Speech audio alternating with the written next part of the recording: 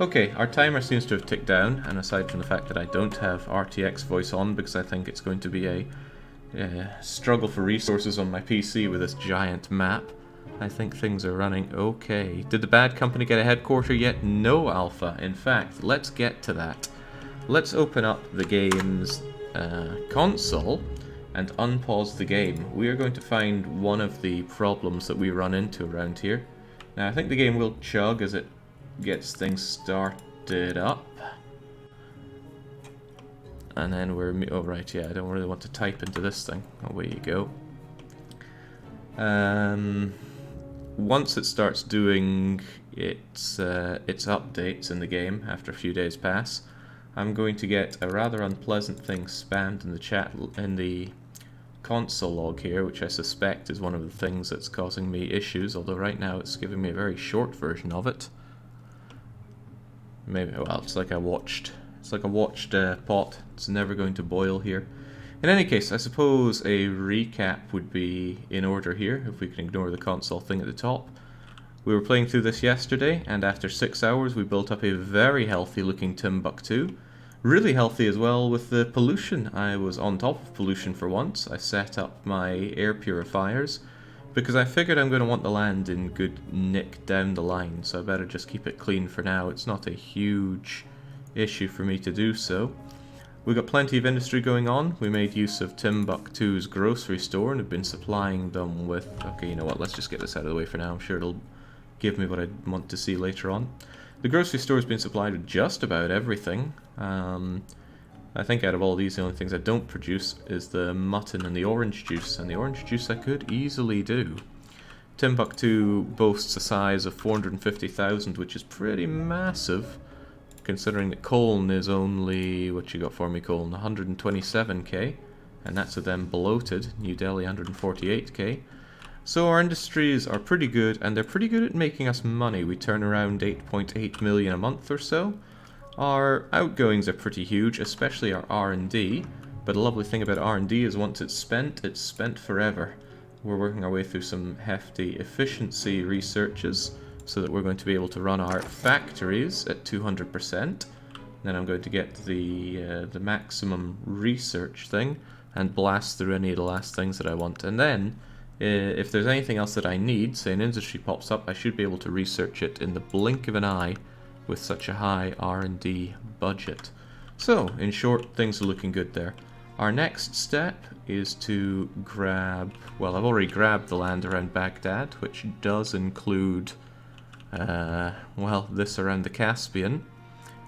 I'm going to flatten this out, and I'm going to put down a farming operation which will feed a textile factory, which will feed Delhi and Timbuktu, both of which have a demand for clothes, which means I'm going to have to do some thinking, one of my weaknesses here, to figure out how much of these I'm going to need to provide.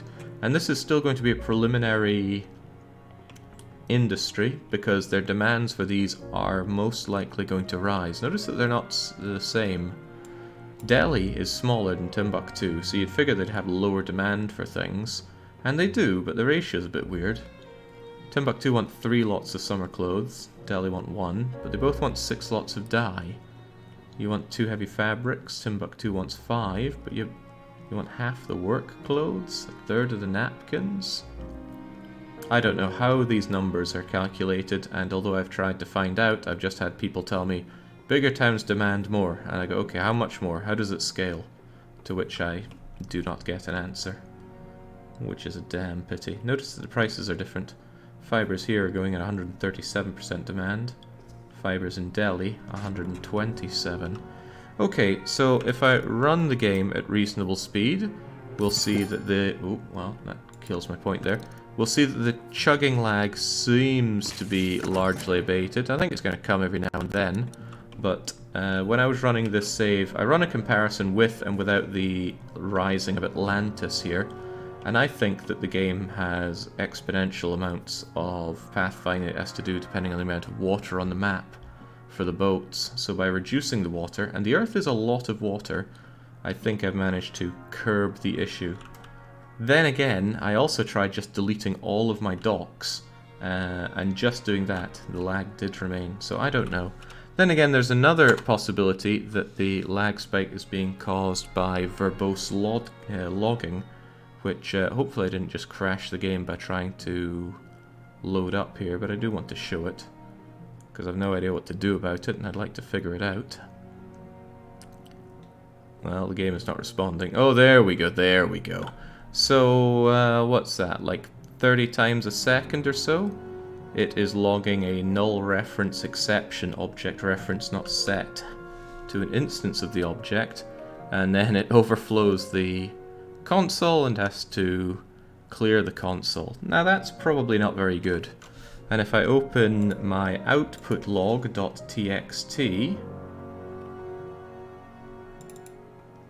I can see that since I have launched this game, it has written 5.5 million lines of text, all of it repeating a null reference exception for, and this is the interesting part, ensure headquarters action on update for AI player action on update. The game is constantly trying to set a headquarters for BusinessWorks, who doesn't have a headquarters and does not, well, they exist as a shell company, and they're trying to set it in Thule, and for some reason can't. I don't know why. There is so much space for a headquarters here, but the game is just completely failing to do so. So at least I know the source of my issues with the save. If I could fix that source, then I might be onto something, but I have no idea how to work with this stuff. So maybe someone somewhere has brighter ideas than I do. I'd love it if the dev could chime in on that one, but I fired them a message and didn't hear back, but that was only a day ago, or not even that, so don't know what I can get out of that. Are you running on 240 Hz? Can you not buy them out? No, this shell company, for some reason, does not have stocks, probably because they don't have a headquarters. Everywhere else does. Oh, that's interesting. Team Motors was bought out a little bit by Power LLP. But this BusinessWorks company is a ghost company, a shell company. They cannot be bought out. Everyone else can, and I think it's purely because they haven't been able to set a headquarters, and it's probably once they set a headquarters it initializes all the other business-related things like stocks and, well, just stocks. Also means I can't buy out any places that they have the permit for. So if BusinessWorks looks like it's going to win another permit, I have to fight them for it. So I hope someday I can get that one fixed. Well, someday soon, since I'm going on for this. What if you make a bid for the Thule region? I can't. Anywhere that shell company has... Wait, what? Huh. I can purchase Thule. That's strange. I thought they're meant to be set up in Thule. Well, you know what? I have plenty of money, so let's buy Thule. Or let's try to buy Thule. Well, what a waste of money that was, but it's my Thule now. Maybe they didn't have Thule then. They certainly don't have the permit for Thule in BusinessWorks, but it hasn't, it has not magically let them put down a headquarters. I wonder if you need to set the headquarters by force somehow. I don't know. It's not like you can tag over as one of the businesses and place them down. If I was still in the map editor stage, I could have put down these guys' warehouses ahead of time, and if I'd known this was going to be a problem, I would have. But I'm already quite deep into this. I don't really want to reset everything just to try and fix that. When, you know, there might be a simple way to fix it. Maybe the dev knows of a way. I did ask them if they have any console commands or little tricks up their sleeves that I could use, or save game editor. But we press on regardless. Problems are going to exist in making a perfect world, both logistically and technically with the game itself. I'm just happy that for now it's not chugging like crazy, and hopefully I'm not getting the robot voice that I had yesterday either. But I think the game has quite the memory leak. We were playing for over 6 hours yesterday, and it was maxing out my system. In any case, those issues aside, we carry on here and we look towards textiles, because these raw materials that I'm setting out, yeah, it's good, and it sells stuff in bulk, very nice. But the textiles are going to sell for the big bucks. Especially if I can get all the way down to summer clothes, for which I really only need berries and cotton. I'd also like to be able to make napkins, which again, berries and cotton. Since it's just made of raw stuff, it should be easy enough to do. But I blew a lot of money on buying out Thule there, which I didn't even really want to do. So let's carry on here. Yeah, the great cotton farms of Kazakhstan will rise to help us all here. I mean, I find the textiles to be a great thing to work on because it's quite dense. And I'm really happy this is working now. I love watching these trucks go around on the map. I am really one with the trucker unit. Oh god, right. Where is Brassington? Game? It's not going to pan me to Brassington. Where and what is Brassington? Well, you know what? We'll find out soon enough. I'm going to win this, even if I have to take out some loans for it. I don't think there'd be a problem with Team Motors winning this permit auction. They don't break like the others. There we go. Now, where is Brassington? It's worth noting that to do all this terraforming, I had to get the permit for Cape Town, which I suppose I'll Vasca the money for down the line. What I did was I bought out some of these permits and then surrendered them, but for some reason I couldn't surrender Cape Towns. Okay, where is Brassington? Let's try and put down an air purifier. Full build permit required. Okay, well, I don't have that. You're not Brassington, you're not Brassington. Oh, Brassington must have been Delhi then. Alright, so now I can build in New Delhi. Looking at it though, New Delhi is pretty tiny. So that wasn't a great permit, but a permit's a permit. It's like research, pay it once and you've got it forever, unless you sell it off foolishly to somebody. Was Thule the last region? Who owns Dixie? I don't think anyone owns Dixie. And I could if I made an offer for it, but I'm not going to. Actually, I want to save up a bit of money so I can start my textile operation. Right, what are you telling me about? Yes, I want some auctions, R&D, also okay, and we continue to research this efficiency stuff. Actually, once I have that, I'm going to have to start thinking about what I want next. Speed of bridges and tunnels is a waste of money. Chemical scrubbers and water treatments, also don't need or want those. Petrochemicals are unnecessary, home goods are unnecessary, those are very unnecessary. Toys, textile, well, I've got all the textiles I care about for now. Now I've got the early stage liquor. Truth be told, that is everything I think I want for now. Well, can't say no to dough. Dough is often requested by places. And whilst we're at it, there could well be a lot of demand for food, so let's get on the chocolate cake and the cooked veggies. Maybe not this late stuff, especially not the berry pie. That's good for the tinners, but there's no demand for tinners and won't be until Timbuktu reaches enormous size. But once we finish that, we're going to save a lot of money on R&D, and that'll make it pretty easy, I suspect, to get this in operation. There is something to be said, actually, for buying out... Wait, what? Who owns this? Who's set up in Tixi?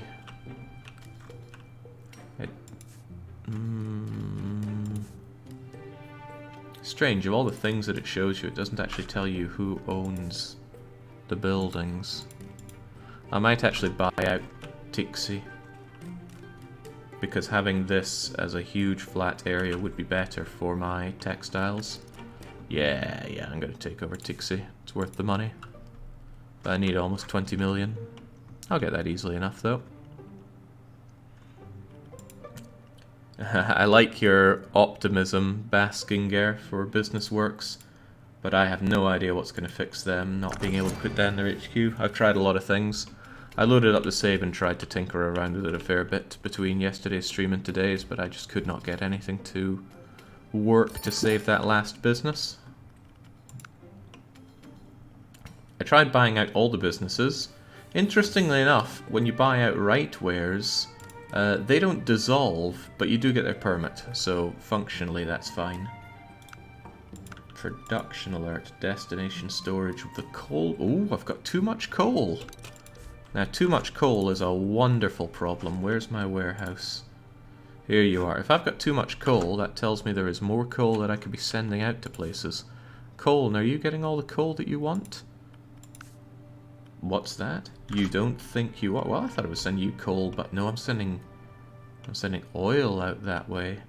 Why would I not be sending you coal?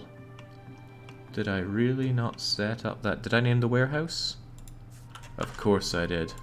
Do we have you being sent to Colne Warehouse? Cape Town, Santarem, Yukon, Fort George. Wait, we do send to Colne. What's the hold-up then? Come on, there's plenty of place for that coal. Maybe it was sending out gas instead. Actually, that does mystify me. Colne Warehouse want their coal. And you only have one boat being sent there. You certainly have the capacity to be sending out more boats. Maybe it's one of those issues where it's dispatching so many trucks that it doesn't want to dispatch so many boats. That is rather strange, though. Oh, well, that's why. Colne actually has tons of coal. I was looking in the wrong place. Shouldn't have looked in the shop, should have looked in the warehouse. Right, well, that could become a problem for me. You are also a problem for me. We're backing up on something. It's milk. Ever we back up on milk. And I don't want to back up on milk. So I think I'll set these livestock farms down a bit. I don't know why I had them on 150% before. Probably because it wasn't enough milk at the previous amount. Yeah, I might be happier just under producing, just so I don't get alerted constantly about having... Whoa, now. I don't get it. Sometimes it just doesn't do the copy pasting. There we go. There we go, there we go. Did he go in for Russia? I'll be grabbing Russia as soon as I have the money to do so, and since I'm about to finish my research and development, that will be soon. Let's just max out the R&D so that this thing completes like that. Get our competitors off the screen. And I really need to find somewhere else that wants that coal. Yukon is bloated, and they get their coal. I never gave New Orleans their coal, did they? Well, that's probably because they don't want that coal. Santarem gets coal. Buenos Aires. Buenos Aires do want coal, and I never set them up with a receptor for coal, nor gas. So I may just want to set that up. How are you doing on gas? You're not exactly backing up, but you certainly are on the coal. Alright, Buenos Aires, please make me some money. How can we best do that, though? Well, actually, this is a damn near perfect place for it. Our save game's compressed. Coal for colon. Oh, right. Terrible. You can take the German out of Germany, but you can't take the German humor out of a German. Many have tried. Many died in the process. Honestly, is there something wrong with my browser setup, or has Twitch's own web player gotten ridiculously flaky? Handful of reloads to make it work. Works on my machine?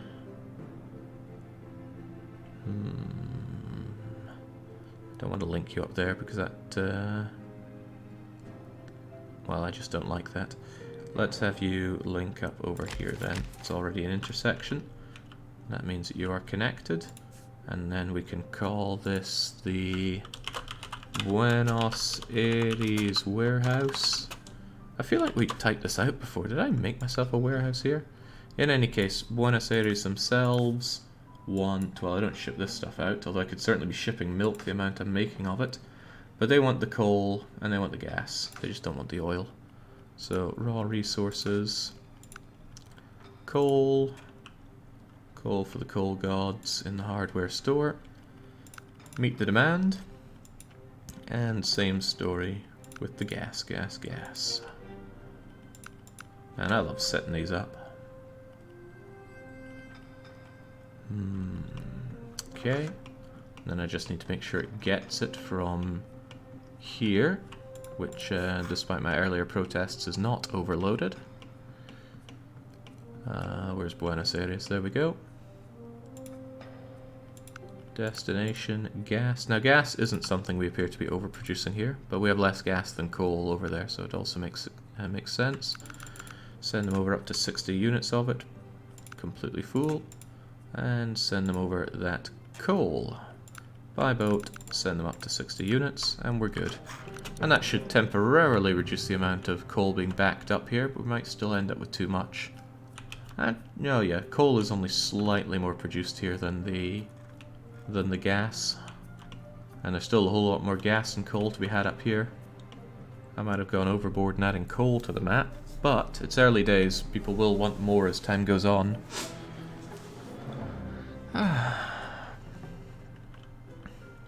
What are those big square chunks of land? I missed a couple of streams. Okay, well, I'll cover it again, even though I just covered it.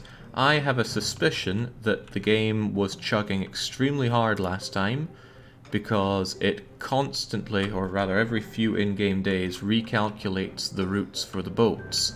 And I think that the more water you have on the map, exponentially more calculations has to be done. So to test that theory, I made a separate save of the game and I put all this land over the water.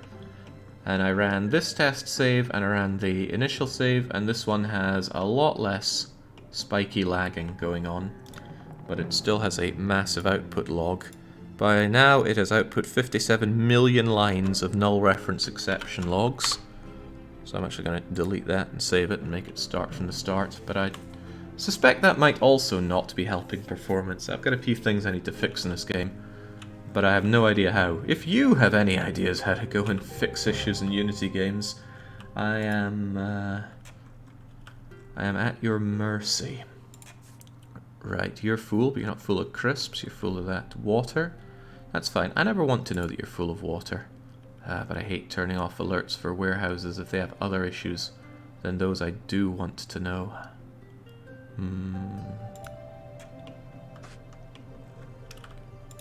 Destination still full. I think that's still the milk backing up. But that's okay because the milk is now being underproduced slowly but surely. If there was another place that took these kinds of goods, it would be nice to set up a more sensible cow place that linked into a better set of this, but this works well for Timbuktu and continues to make me money, so that is fine. I'll just let that carry on. As soon as I get my money, I'm going to buy out Tixi from my competitor.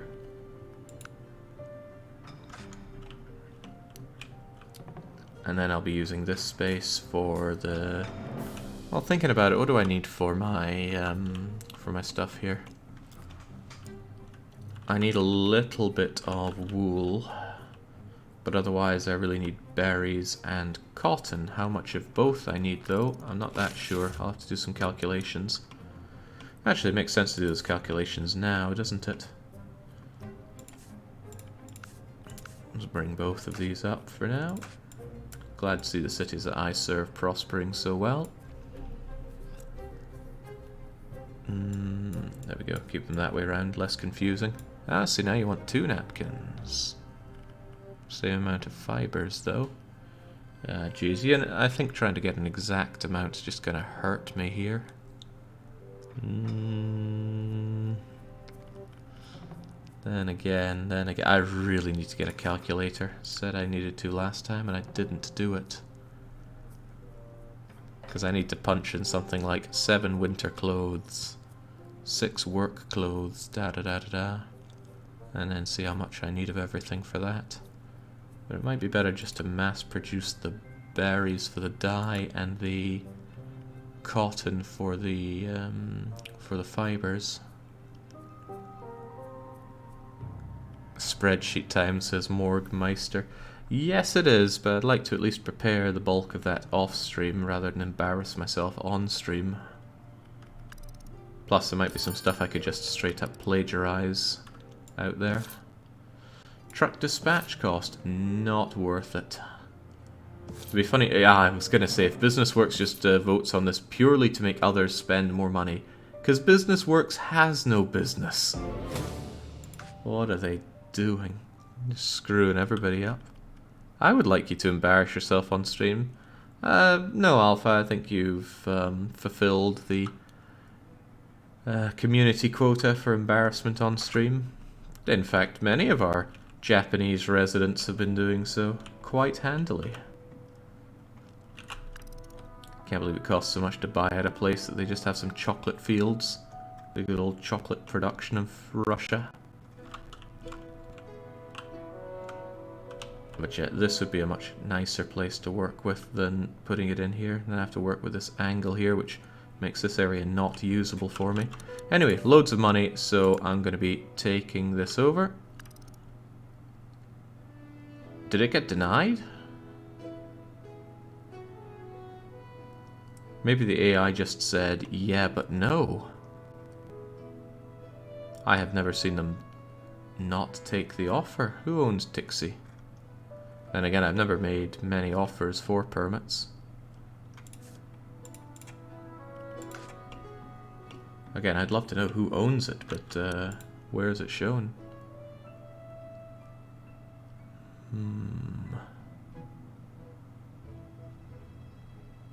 Power LLP owns the most places. I don't want to buy out the AI so quickly because I feel that they help the maps seem a little bit more alive. Okay, well, I've got to wait a bunch of days before I can make another offer. Hopefully the next one goes through. No idea what you're talking about. By the way, Ninjin, where's your VOD for Lil Samson? Or did I already get it? Can't remember, but that one seems to stick in my head as one that I don't have. No, I think I do have Lil Samson. It was Asher who said they were going to prepare their one, and I don't think they have.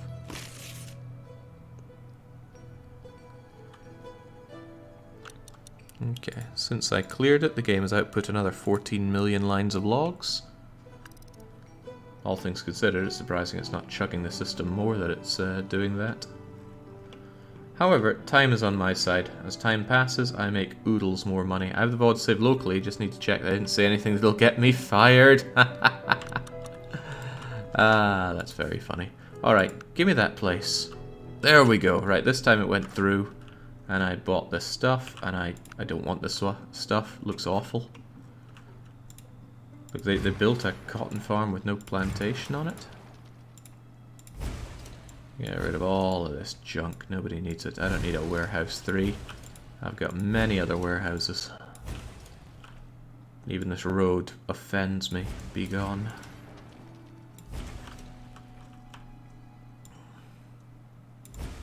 How would they make any money on that? Look at the distance they would have to travel with those goods. Well, it's not for me to tell someone else how to run their own business. Let's flatten this out at extreme personal cost. Oh, what do you mean I'm missing a permit? Well, what they mean is I'm missing a permit for Colne, a permit that I have no way to... Ooh, see how that flashed up there? Ah, it always flashes up. I wonder if I was fast enough. I want to position it so that it pops up where my mouse is already.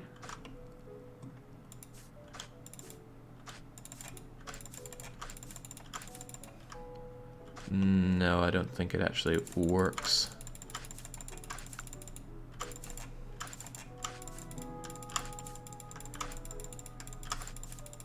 Nah, not happening. Was hoping I could force an auction for it, but maybe I'm not just GUI blocked. Okay. I want plantations and I want berry fields. I want them here, and then I want them railed down to here, where I'm going to have a huge textile factory. Corsica and Sardinia are just big railroads. Well, at least they contribute something to the world, except for, unlike mainland Italy. When we played in Europe, Italy did nothing. Right, how's this going to be? Berries are done in orchards, I think.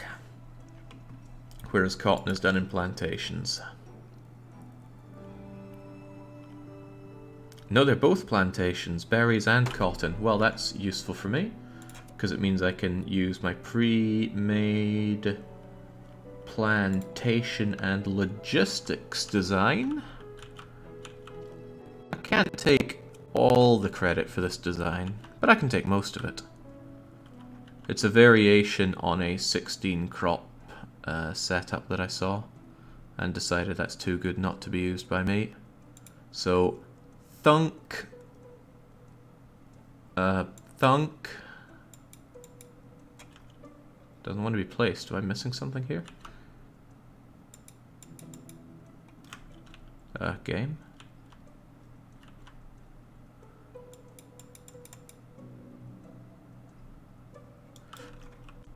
Not enough cash. Oh yeah, it costs 14 million to place that. Okay, maybe I need a lot more cash before I start doing this. I did spend a lot of money on that permit just to be able to do that. Fortunately though, my industries print money like nobody's business. Yeah, well spotted, it does indeed cost 14 million.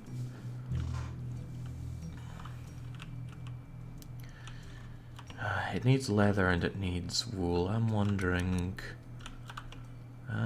wondering...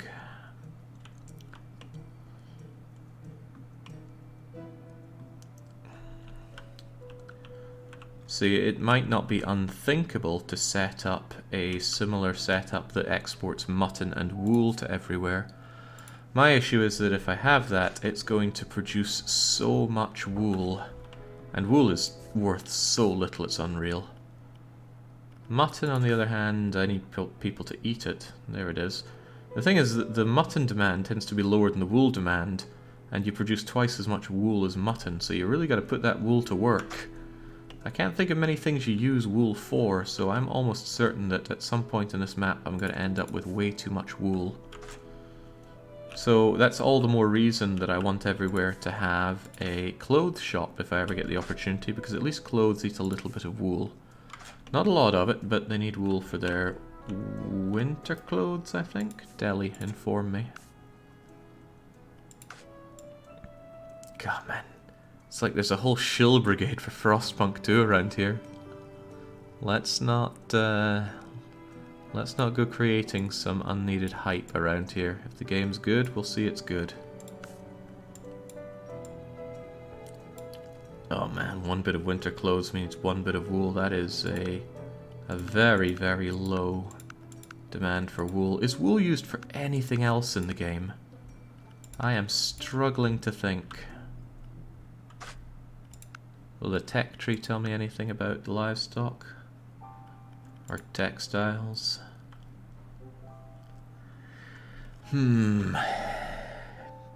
Alright people, do some thinking. What would conceivably need wool in this game? I doubt any metallurgy needs it. At the end of the day, I'm probably going to have to send a lot of my wool over to the state because I lack uses for it. Carpentry, any of this stuff need wool? Office furniture, a couch? A couch needs cotton, okay. Cotton ain't wool. Jeez, wool is so useless, and we're going to end up with so much of it, so I have to hope that many places don't want mutton, and do want wool, I suppose. It's nothing unusual. Wait, the crop farm being full? That's a little oh right, I didn't lower the crop farm's output to 100%. Which means this warehouse is chock full of grain. Can I send that grain off to somewhere like Colne?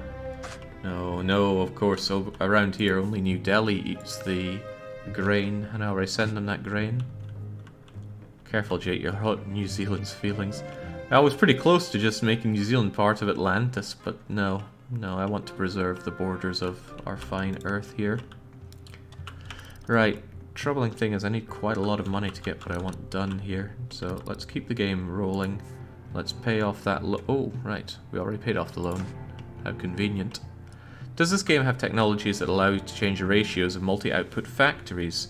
No, but you do get the technology to overall increase the output by up to 100%. So these cattle farms, which normally produce 1 beef, 1 milk, and 1 leather per month per field, you can double to 2 at the expense of double upkeep and 4 times the pollution.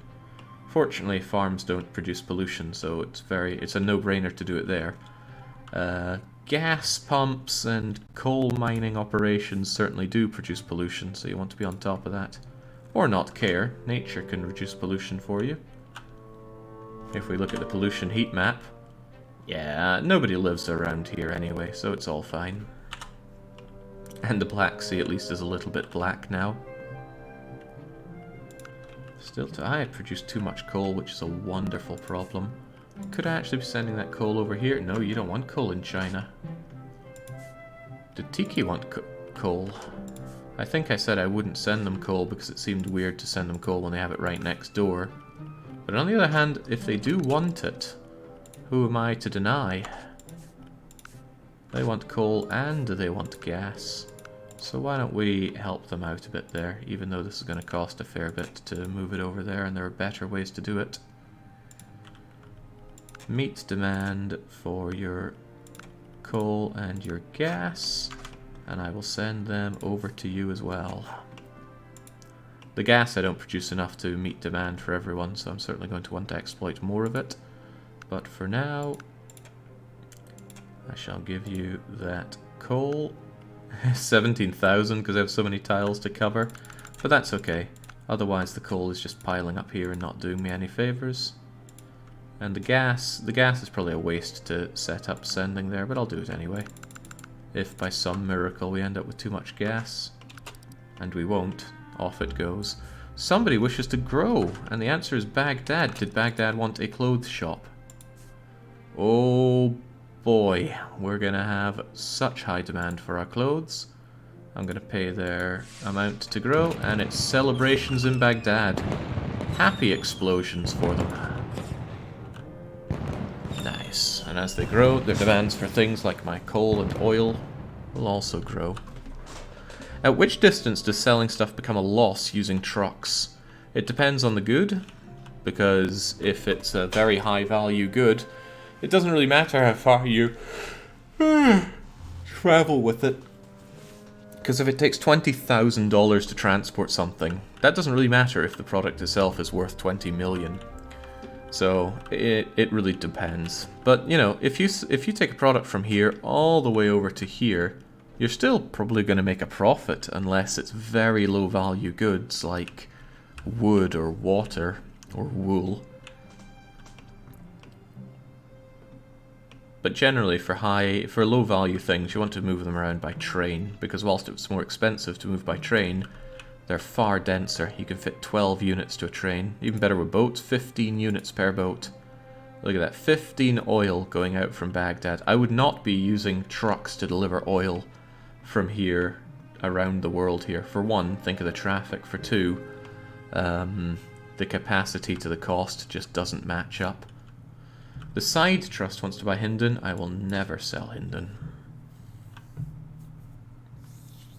Yeah, Tixi to Baghdad, that poor boat. Well, that's the reason that we need the canal that slices its way through, well, Persia and Russia and all those insignificant countries in between them. I'm probably not going to do that though, but it is something to consider. Okay, I have something resembling money now. Let's get plantationing. I'm going to make my, no, not orchards, plantations and logistics set up right about here. There we go. Now, big question. How much of either of these things do I want and or need? There's a lot of things to add up here. Too many things, frankly. Should I just go half and half? Because two cotton makes 2 fibers, but 2 berries makes 2 dyes, so the ratio is fine there. So it's a question of the ratio of need for dye and need for textiles, and the need for fibers themselves seems to be higher. Not by a lot, but it does seem higher. So maybe I should have 4 of them be berries and 8 of them be cotton. I'll go with that. So we set you to cotton. We copy and paste, paste, paste, paste, paste, paste, paste. I'm not going to set them at 200% just yet. I will, however, set my water to 200%. Why would I set water to 200%, you might reasonably ask? Well, my thinking is I want to turbocharge a place with water so all these places get working immediately rather than sitting around smelling their own farts until the water is distributed. So at this rate, I'm going to put out twice as much water as they need, and once it's built up, I'm going to reduce the water. And once these goods are flowing into the warehouse, I'm going to set up my industry for everything that's needed for them out here. All the needs for clothes. Now, can I do it in a oneer or not? The answer is, I don't know, but maybe I can. Because these goods are produced quite slowly. Napkins are done every 45 days. Oh, but dyes are done every 15 days, and that's a heavy amount of throughput. Tell you what, I could have one set up for fibers and dyes, and then the other one set up for all the clothes. Yeah, because fibers and dyes are needed for lots of things. Jake, in the real world, there are no clear borders between Asia and Europe. In a perfect Earth, there should be. Like a canal! I'm not going to ship these things by boat, if that's what you're getting at.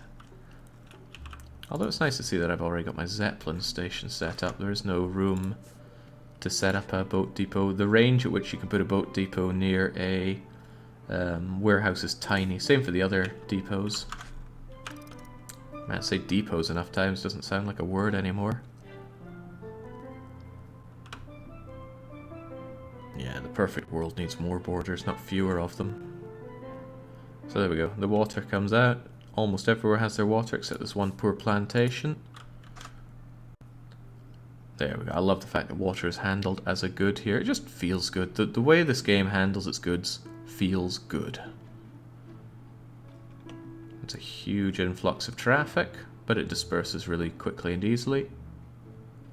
And the pollution is minimal. Not even worth knowing. I wish those auctions aren't worth knowing either. I wish they'd go away. So this warehouse already has a lot of cotton and berries, so I want to establish my next thing already. What I need for that is to... I did save over my crappy little... there we go, my crappy little intersection, right? So... how's this gonna work? I need you to pop out and disperse along a line here. Which, I'll be honest, I kinda would like to just use this instead. I really prefer it over the other one. Is it gonna fit there? Of course it's gonna fit there. But this one saves about 3 units of tile. And the fewer space between them, the better. Yeah, I hate to say it, but this is the superior option in terms of space saving. So, we're gonna have you come down.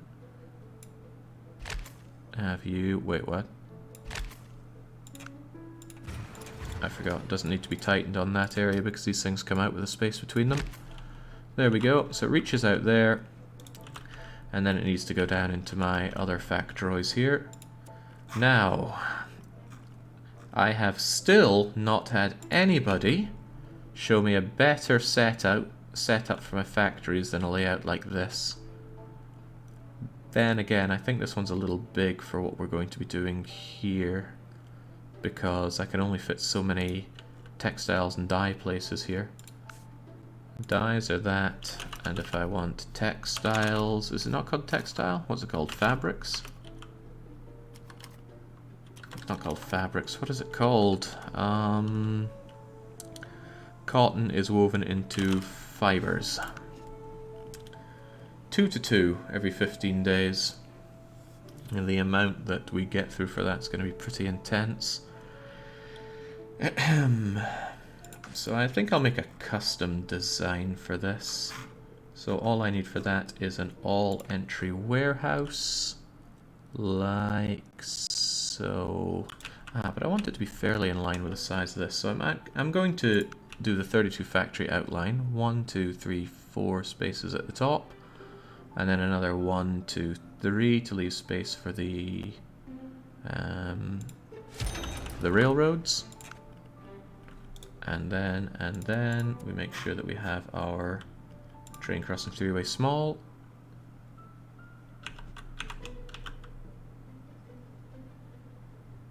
Madness, is it not? Oh man, I'm worried I'm not going to have the money for this. Nah, let's not worry about lack of money.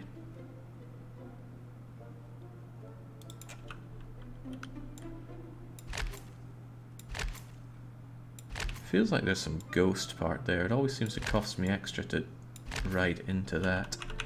Anyway, the costs of laying track are absolutely minimal, so it's not really worth caring about. Surely a textile factory in that design should be called Hugo Boss. This is one real level of Hail Hortler if I've ever seen one. Right. The next one might be a bit better. This one can hold 36 factories, and as long as the throughput on them doesn't need to be huge, that works very well. But the other one I'm going to make a custom design for, because it's almost certainly wouldn't be able to handle 36 dye and textile factories. So what's this new layout thing? Oh, that was me testing out putting down lots of boats to see if it impacted on performance.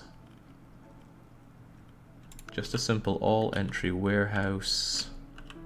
Maybe just in line with it would be cool.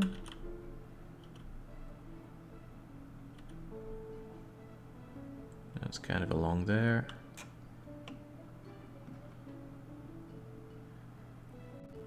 That should be good enough. Should be plenty even.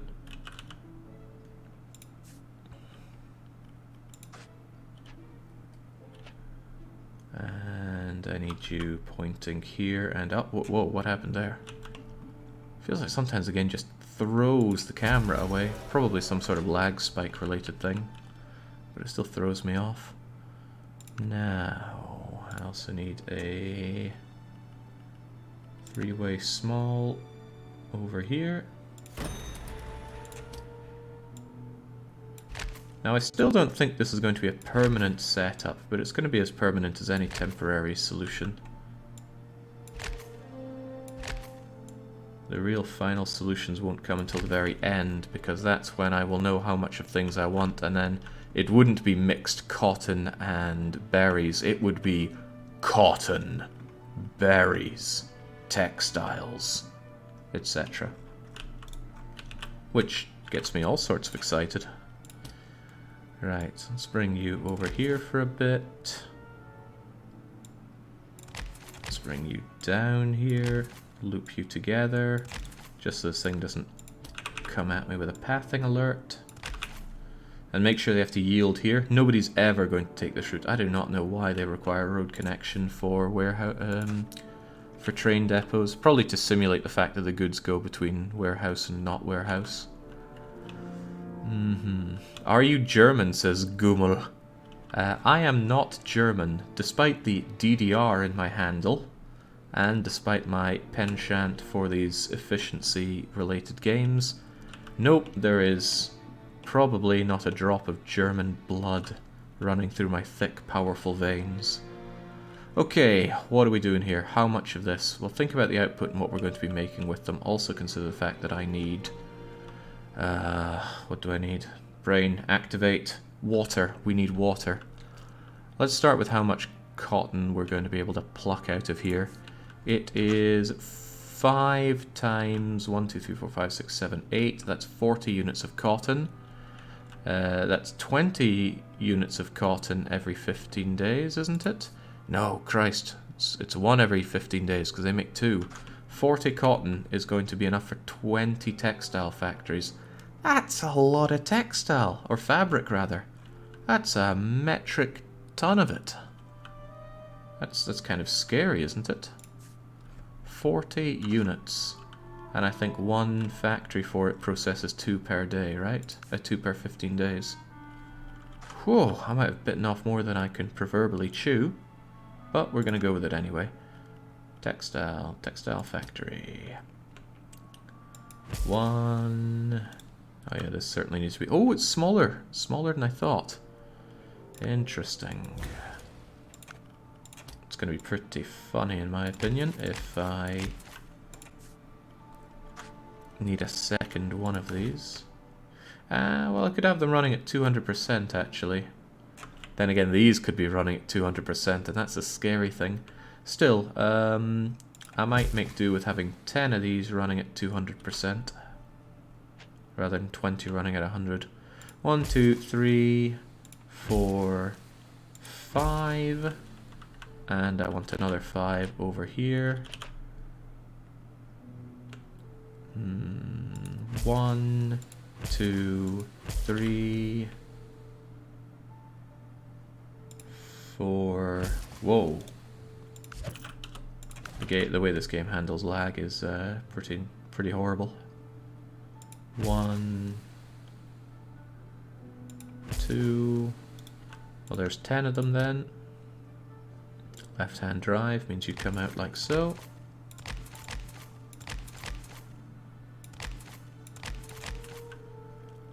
Ugh, the design for this is horrible, but what you gonna do? Now they take care of that. I need ones for making my dyes. Now I pop out with half as much, so 20 berries per... 20 berries per... Come on, Jake, activate that thinking of yours. 20 berries every 15 days. Which probably means I need half as many of these, so 5 berry factories working at 200% will work fine. But it does need water as well. Keep that in mind. This is not going to scale well, so I really hope this is enough textiles. Then again, if it's too much, that presents its own problems. Okie dokie. Factories. Do textile ones make the dyes, I wonder? What he's saying, Gummelschilm, is that he wishes he was... I'm not so sure about that. Where is dye made? Dye is also done in a textile factory. Good to know. Textile, textile, textile. There we go.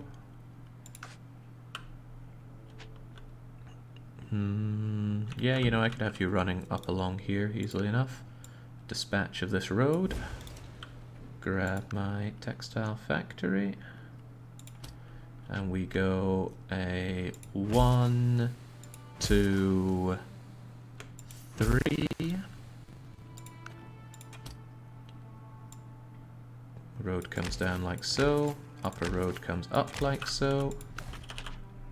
And you know what? I think I'm going to keep it at 3 for now. My impeccable logic being that it might be really tight. Dye. The amount of goods that needs to flow through here is going to be pretty damn huge. And yeah, we're running at 200% here. Let's not forget that I also need to handle the pollution here, which is going to be muckle plentiful. So let's make sure we have an air purifier, and these things are chunky bastards. You know, I could have you run all the way up along here, no harm, no sweat. But you'll work just as fine out here, I'm sure. And all of this is actually going to need quite a bit of water. It's only 1 water. So 1, 2, 3, 4, 5. 5 of those is going to need... that's actually probably going to necessitate 2 water gatherers. And these water wells are also pretty chunky buggers. But I can shove the water gatherers into little nooks and crannies like so. I'm gonna have you working 200% though, and I will not hesitate to have another one set up right about here. And it also is going to sneak in 1, 2, 3, 4, 5 at 200% though. And then I just need a few more of these textile factories. Well, a few more. I need 2 more of them. Left-hand drive, of course. How's this gonna work? Whoa, again, just shoves me over there for some reason.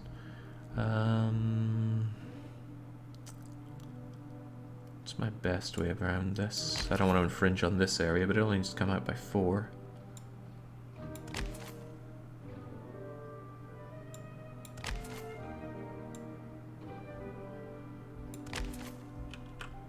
But if it can come down about as far as that, we're good.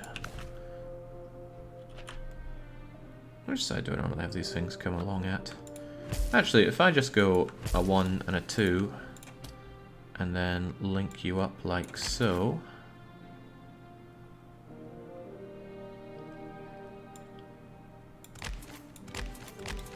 Then we're essentially done, aren't we? Alright. I'm sure there are problems with this, but I don't see them right now. The auto warehousing on this can be set to very, very small. Ooh. I have made these a little close. The warehouse thing is going to overlap in a most unpleasant way. Oh well, c'est la vie. Hopefully everything here considers you closer than that, but we'll see. Right, now I should just leave you operational, although I will have you running at 200% as well. Ah, but of course, it's not going to do much until I tell you to actually shove these goods over here. It's all farm produce, so take my berries.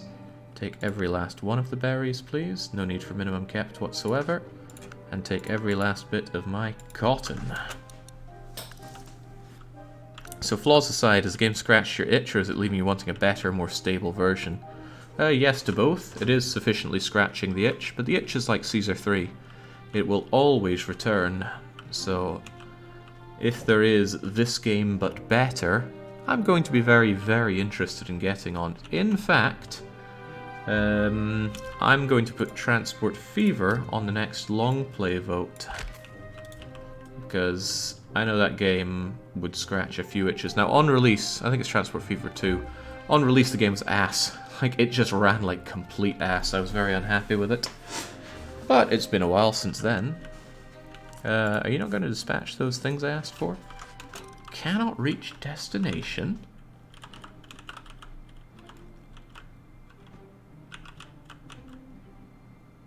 Key?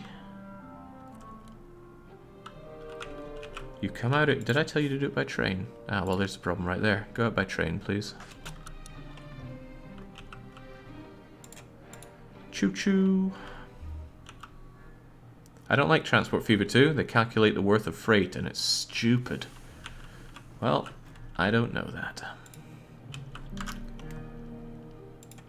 I do know I want these air purifiers operational before I smog my own cotton, though. In goes all of those goods. The factories activate. You don't appear to be getting your berries. What's up with the berries?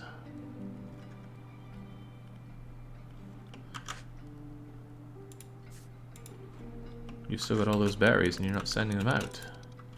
You're just sending cotton. Please send the berries. I need those berries. The berries go to warehouse 23 using the train terminal. Huh. Why are they not sending those? Why are you only sending cotton? Where are my berries?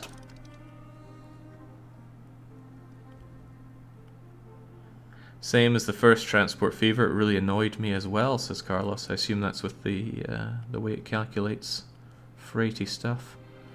What is going on here? Why won't you deliver all these berries I've got right here for you? All you're doing is sending cotton. I know you have lots of berries, I can see it right here. Why doesn't it send it? Why?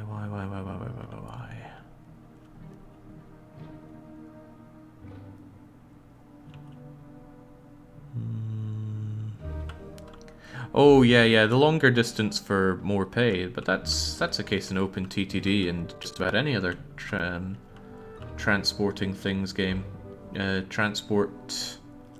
Railroad Empire did that as well, did it not? Okay, what the dickens is going on here? I say take those berries, move them to this warehouse, do it by train, send infinite amounts, wait until you're full, and yet they refuse. I know. It's because you want to send those berries there. And auto is over manual. You're not going to listen to my manual destination order because you have an auto one, so I actually have to turn that off. And then, as if by magic, out pop the berries. Gotta be so careful with that. Warehouses that overlap on industry love to have that trounce their orders. Ugh, auto over manual over logistic. Why do I have it like that? I feel like I keep flipping between these two and I keep breaking something every time.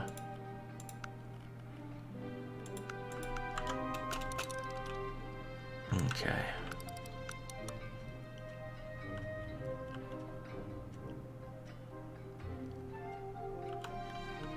But there we go. Now the berries are flowing. And you are starting to get those fibers in, which is lovely. Nice, nice. I was worried this would cause gridlock, and whilst that might look like gridlock to the untrained eye, it is simply the initial race for the berries, and it will clear, and it has already cleared. Wonderful. I'd like to be able to stagger my industries better, because they all keep sending out at the same time, causing this, but it's alright. Truck speed increased. Nope, I hate temporary modifiers. Right, the dye is starting to flow, so I need to start thinking about this. And this is where I have to start doing something resembling mathematics. And it would be easier, so easier, if I just had a blessed calculator. I will plagiarize or put one together, but I'll be doing it on my days off. It's actually kind of hard to find time to do stuff for the streams between the streams when you're running both a super grindy lewd RPG and similarly grindy logistics game like this. Because you finish the stream, make your dinner or whatever, it's bedtime before you know it, and so, oh man, I didn't do my Kamidori grinding. It's not Kamidori, it's Amayui, and I did do my grinding. In any case, what are we looking at here? Oh jeez, we're looking at a lot of stuff. If we ignore the dyes and the fibers, I'm going to assume there's going to be some left over and I can ship those. And if I can't, then I need to make a lot more.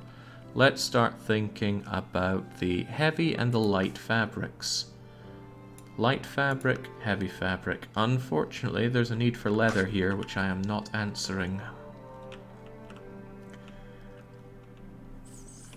I produce a lot of leather here.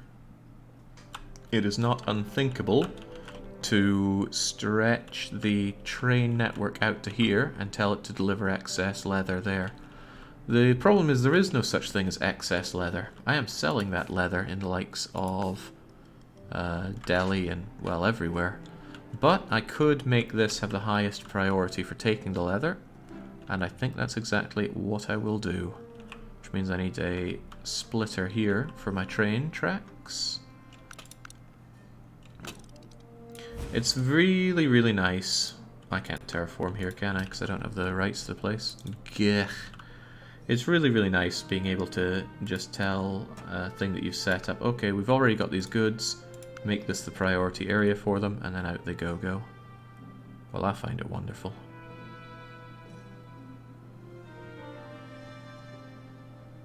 Just have you over there. That looks like a straight line to me. Ka-ching! It's kind of cool that I can delete trees in other areas. Can I? Huh, I thought I was able to delete trees. Yeah, I can actually. I can put down rail over trees and then delete the rail. If I had a competitor in this game who was farming forests... Is anybody here farming forests?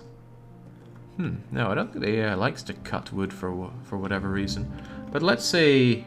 Oh, there's a lumberyard. Let's say I just really hated this guy. I can do this to kill all his trees. And that the cost of making roads is absolutely minimal. and then bang, bang goes his trees.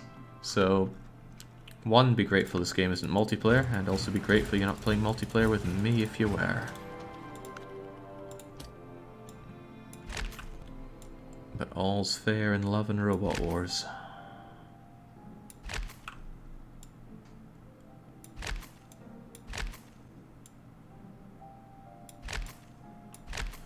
Okay, that will give me my connection.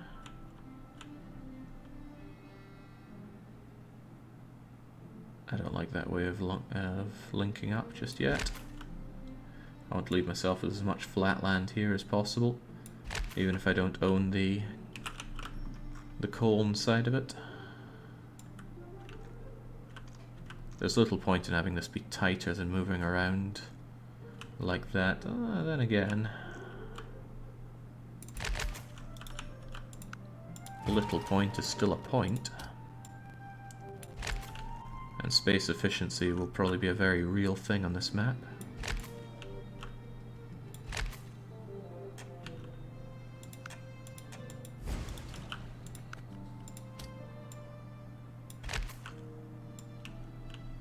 In a way, it's really nice actually not to have to worry about signaling and all of that. I am terrible at it. I keep relearning signaling and re-forgetting all about signaling. I learned it really well for Factorio. I know it didn't look like that on the stream, but I played a lot more Factorio off stream. There we go. So that comes along up there. And now what I say to Warehouse 6 is, you see all of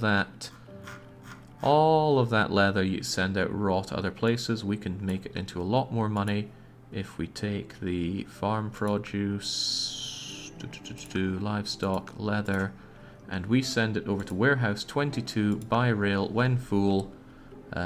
Send them up to 60 units of it, but only send when... Oh right, no, they're top priority. So send when there's none, and these guys are only allowed to send when we have leftovers.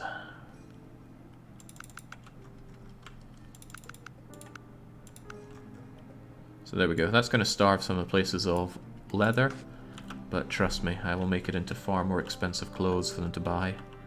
This doesn't answer the problem of how I deal with the lack of wool, but the demand for wool, I suspect, is not going to be particularly high. So what I could devilishly do is replace some of this livestock with sheep, just to get this going. The demand for sheep's wool for my textiles is probably going to be criminally low as well. Oh yeah, these guys are only working at 100%. I could be chugging out so much more milk and stuff.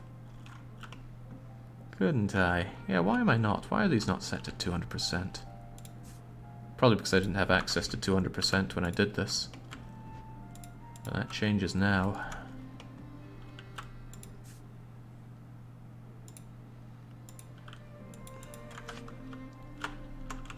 Let's get those goods moving. There, that's going to vastly increase the amount of milk, beef, and leather inflow. The problem is if any one of those goods ends up backing up, I'm in trouble, so I'm going to need to find ways to put it to use. Wasn't it for pollution reasons? No, farms don't produce pollution, so 200% is fine. Factories do, which is considerably less fine. Okay, let's do some quick back-of-the-envelope mathematics on how much wool we're going to need. Now, wool is only used for winter clothes, right? Yeah, work clothes don't want it. So, how many winter clothes are we going to be producing? And it's 1 wool to 1 winter clothes. So 5 for Timbuktu, 6, 7 with Delhi, 8, 9 with you. 9, huh? 9 wool.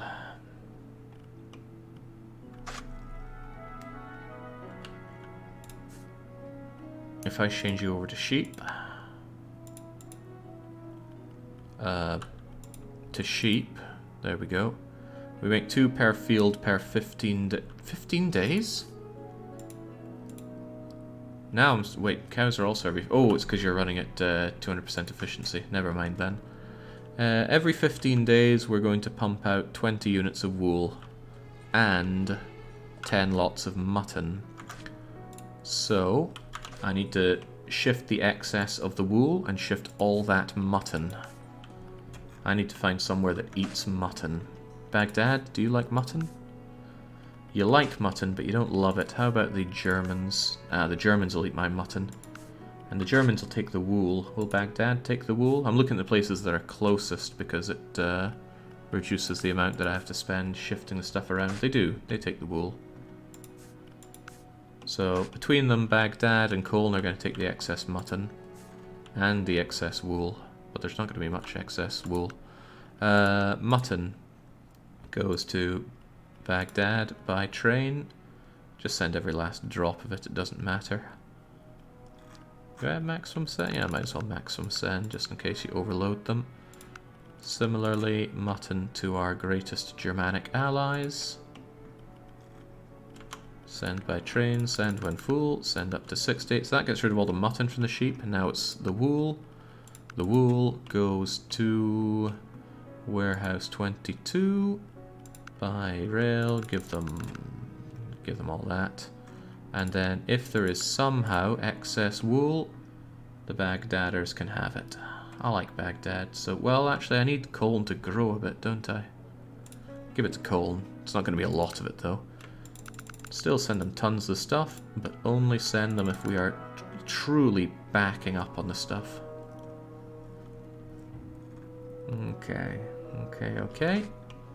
It'll take a wee while for that wool to start flowing. So I don't suspect this will be running quite so quickly. However, I'm still waiting on a bunch of other things to be made. Those fibers and those dyes all need to come to warehouse 22. And they're tier 1 goods. I'm actually working my way up in the tier list. Over you go. Send every last drop of it, because there's... well, not quite. But do send it. Well, give them lots of the stuff. Give them infinite amounts of the stuff. That is the most important place to be sending it. And similarly, give them all the dyes that you can. The thing is, if I end up with excess of either of those, I want those shipped out. And Timbuktu... jeez, I need a rail connection to Timbuktu to sell goods. Oh, I have a rail connection to Timbuktu to sell goods. Funny the way the world works. I really need to send my deepest gratitude to past Jake for his enlightened idea there.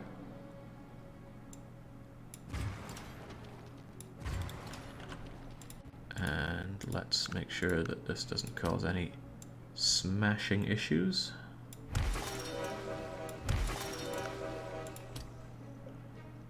Any train would derail so hard on that. Except for my trains. Okay, that seems to be set up rather nicely. Now I need to think about... well, I don't need to think about anything until these goods are delivered. Future Jake is most suppressed minority. Past Jake is the most pandered. He does what he can, it's just not a lot.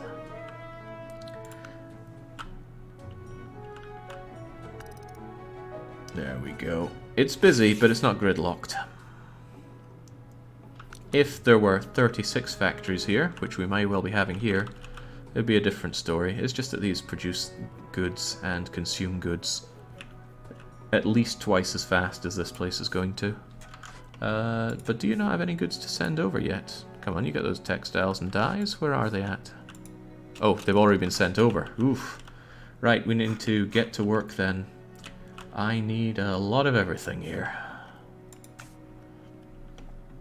Let's think about light fabric first, shall we? Yes, yes we shall.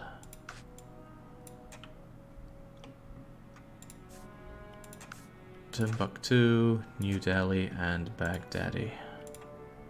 Even if future places end up with a demand for clothing, probably not going to expand my operations there unless it's very easy for me to do so. Light fabrics to begin with. I need 2, 7, 9. But I also need them for making summer clothes.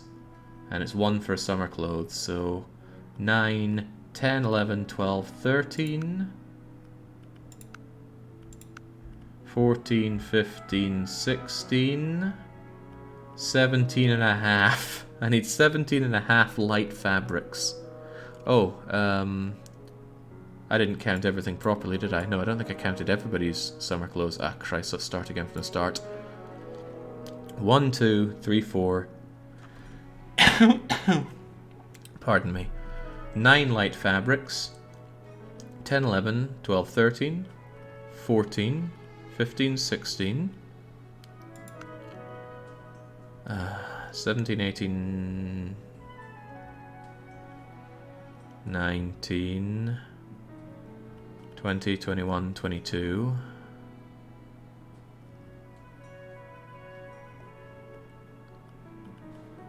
23, 24, 25. 25 light fabrics per 15 days should satiate demand. 25. We make 2 per factory. 25. Well, let's round it down a bit then and say 24. That's 12 factories working at 200%.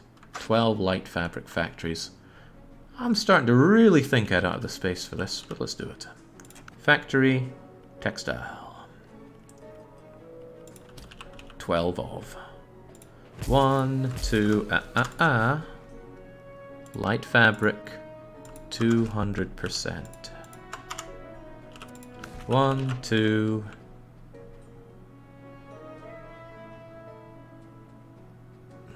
3, 4, 5, 6. Oh my god, that lag. 1, 2, 3, 4, 5, 6, 7, 8, 9, 10, 11, 12. How many did I say I needed? I have managed to forget. I think we rounded down and said 12, right? I'll go with that. Anyway, those guys will work, and this auto warehouse, I hope to rein in a bit. Oh, nice, nice. Now it doesn't clash with any of those. Good. I said 12? Well, that works out well for me. So, 12 of those are fine. What about the heavy fabrics, which need... they need the leather, but the leather's on its way. Oh, Christ, I closed everything, didn't I? I shouldn't do that. I should keep these on screens for reference. I can actually minimize them rather than close them to save on screen real estate. Baghdad, New Delhi, and Timbuktu. On the plus side, when this is set up, the money it's going to make me will be pretty nice. Not tinner money, but good money regardless. 5, 6, 7, 8, 9. It's produced at the same speed. So I need... Did I take into account the rate at which it creates them for the light fabrics? Well, maybe. In any case, let's do this. I need 5, 6, 7, 8, 9 heavy fabrics every 15 days. Plus 9. 10, 11, 12, 13, 14, 15, 16, 17, 18... and work clothes, 18, 19, 20, 21, 22, 23, 24, 25, 26 heavy fabrics, which is 13 of them. Yes, 13 of them, because they produce 2 every 30 days, but they'll produce more than that every 30 days. They'll produce 1... No, 15 days it does 2. Is it? Maybe this is overproduction. Because these are going to produce more. Ah, Christ, that is overproduction, isn't it? I thought these take 30 days to make them, but they take 50. Oh, they do, right, I'm counting at 15 days. Whew, I was right.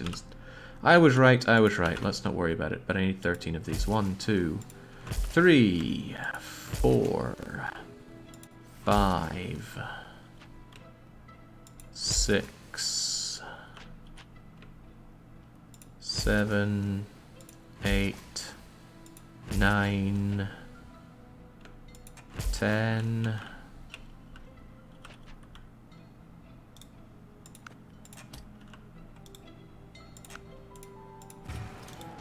12, point in having a design if you don't stick to it. 1, 2, 3, 4, 5, 6, 7, 8, 9, 10.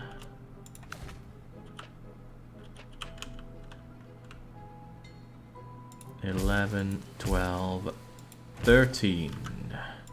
Unfortunately, you think you're working for this warehouse, don't you? Which means this one needs to... Oh Christ, can it actually work with the other warehouse? It wants to go to warehouse 23. It needs to go to warehouse 22. I'm not sure if there's a way to force it to work with this one. Unless I rein in your warehousing.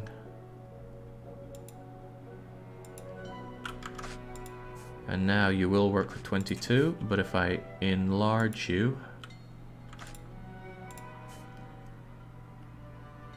You still want to go to 22. But you're missing a bunch of these now. You still like 20... Oh, wait, you want to go to 21? You want to go to here?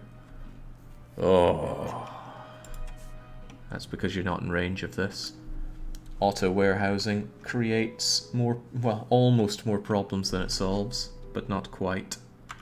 It's because I didn't space these out, but I don't want to space out. Space is going to be an issue on the map.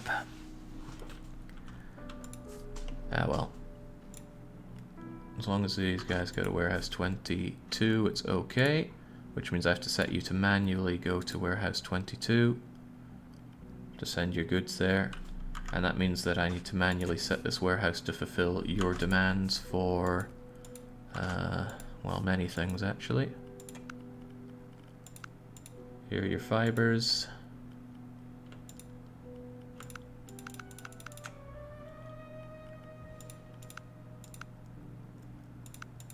Give them 10, it doesn't really matter, no need for min capped.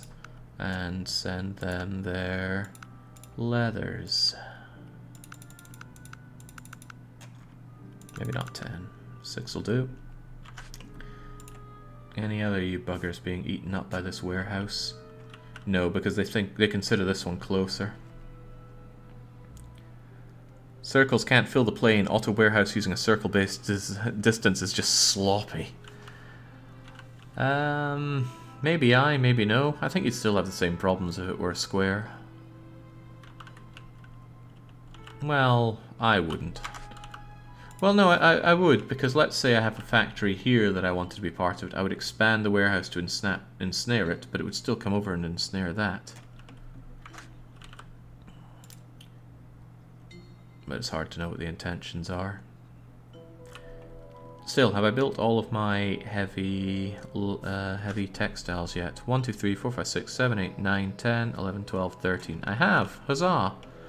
Now let's wait until those are created, and then we can make the rest of the goods, because I think everything else... Oh, I closed them all again, didn't I? Yeah, because escape closes everything. And that's actually going to fulfill the dyes, both the fabrics and the fibers, and then it's just making the clothes, the napkins, and the work clothes. Now, there aren't many of those needed, but it's a lot of different goods, so I'm actually probably going to feel the squeeze here. These trucks are certainly feeling the squeeze, but that will dissipate. They're just getting their initial amount that they desire. Oh snap, I've made another mistake, and that is that I haven't set up pollution control. Otherwise this is going to come and smog this. Fortunately though, I can purify. Although the purifier itself will need a bit of water, this place is going to have excess water. So what I can actually do is say...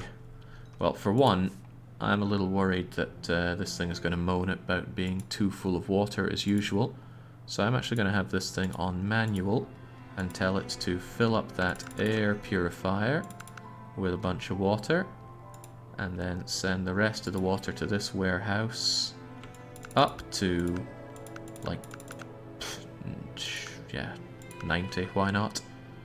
And then don't tell me when you're backed up, because I don't want to know. And then this warehouse is going to send its excess water over to here. This is just designed so that I don't get peltered with production alerts that places are getting full of this, that, and the next thing. Anyway, send them a bunch of water. They don't need much, but, you know, keep them tanked up. And then you are automatically going to fill up that air purifier, so it's okay. And again, we'll have you working on very high so that you can keep this pollution in check. As expected, the water is going over, and then you're dispatching the trucks to pick up the water, which is just as well because that pollution is starting to grow. Purifiers are extremely powerful, but I think I'd prefer that than having to put down dozens of purifiers per area like this. Or it would be nice if you just had to accept pollution too. But it's a trade-off. If anything, I suppose I wish purifiers were more expensive, because what's it costing me to purify my vast amounts of coal operation here? This purifier costs me about 4,000 a month, plus the water harvesting, which is another 11,000. So what's that, 15,000 a month? Well, that is about 2 units of coal, and we're grabbing a lot more than that. Still, it's all balance. These places are telling me they're backing up with water, so I'm going to put them down to 100%, and I'm going to tell them to stop messaging me about them being full of water.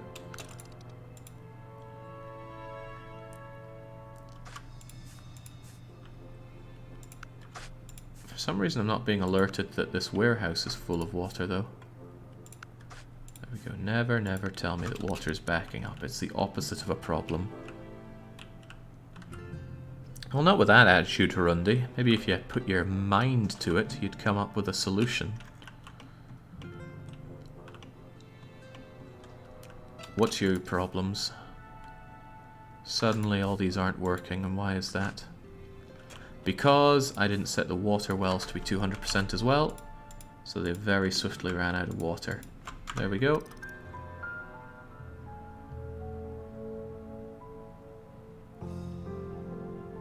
Should be fine after a few ticks of water flowing through.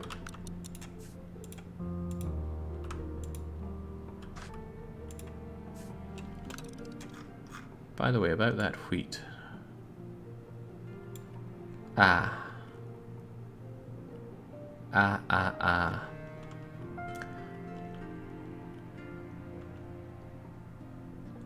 Which one's warehouse 10 and warehouse 8?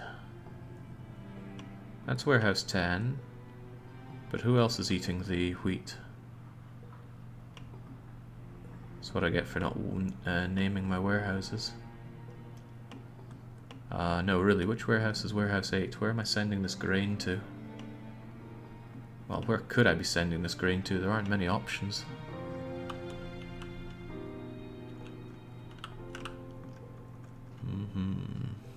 Yeah, Harundi, there's a lot that could be added to this game to improve it considerably, but I think the devs just generally went, okay, time for a new game, and I can understand that spending a long time in early access can make you want to start anew. Early access means a lot more. Okay, it's going over to Delhi, of course it is. So it's going over to Delhi and there. The problem is it's not got min kept on. That means that the grain is going out there before it reaches the fields, which for some reason wasn't a problem before.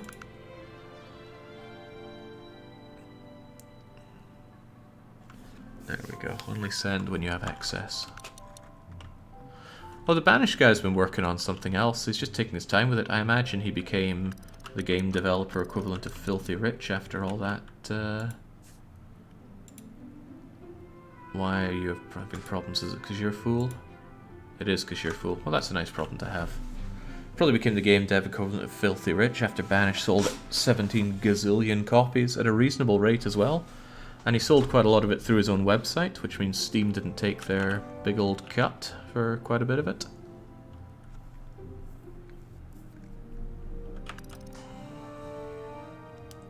This game is very modding unfriendly though. I wish it was a bit more friendly. Same with the workshop stuff. But there are many things I wish for this game. Like, I wish I could fix a lot of it. Okay, we're starting to get our fabrics in rolling in. What is the dye's problem? Are they not getting their water or something? Oh god, it's because I gave this thing a manual order. Oh god, it's the manual versus auto thing. But if I set it back to doing auto over manual, what is the other problem I'm going to have? Is it actually going to send that water manual? I don't know. I just don't know. It's so hard to mesh auto with manual. I'm going to keep back and forthing and breaking something. These guys weren't going and getting their water because manual takes priority, but I only want it to manually bring... what was the manual thing? The berries? I forget actually. Are the berries going to back up now that I've set it to manual? Auto rather. And it's auto because you want to auto send over to there. No, I haven't fixed the ghost AI, Marvin.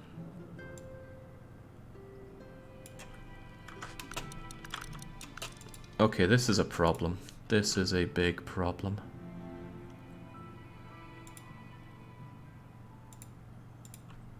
I need you to manually send these berries to here, but your manual order is ignored because of this one textile factory.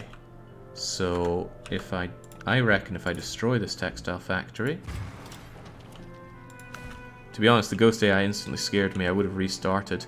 I wasn't really aware it was a problem for the longest of time. We saw it before you placed it. Yeah, I didn't think it would be a problem. But it is a problem. Okay, with that, are you going to start sending out your berries? Please say yes. They are not sending out their berries.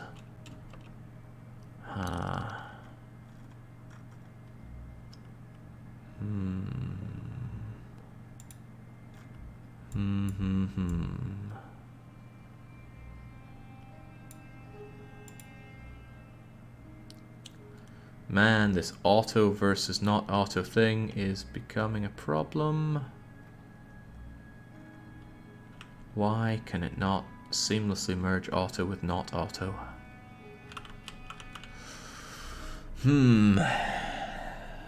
Actually, I'm really wondering why you're not just sending those berries out at all now. There's no conflicting order. There's nowhere else that you could auto send those berries to. Within range, at least.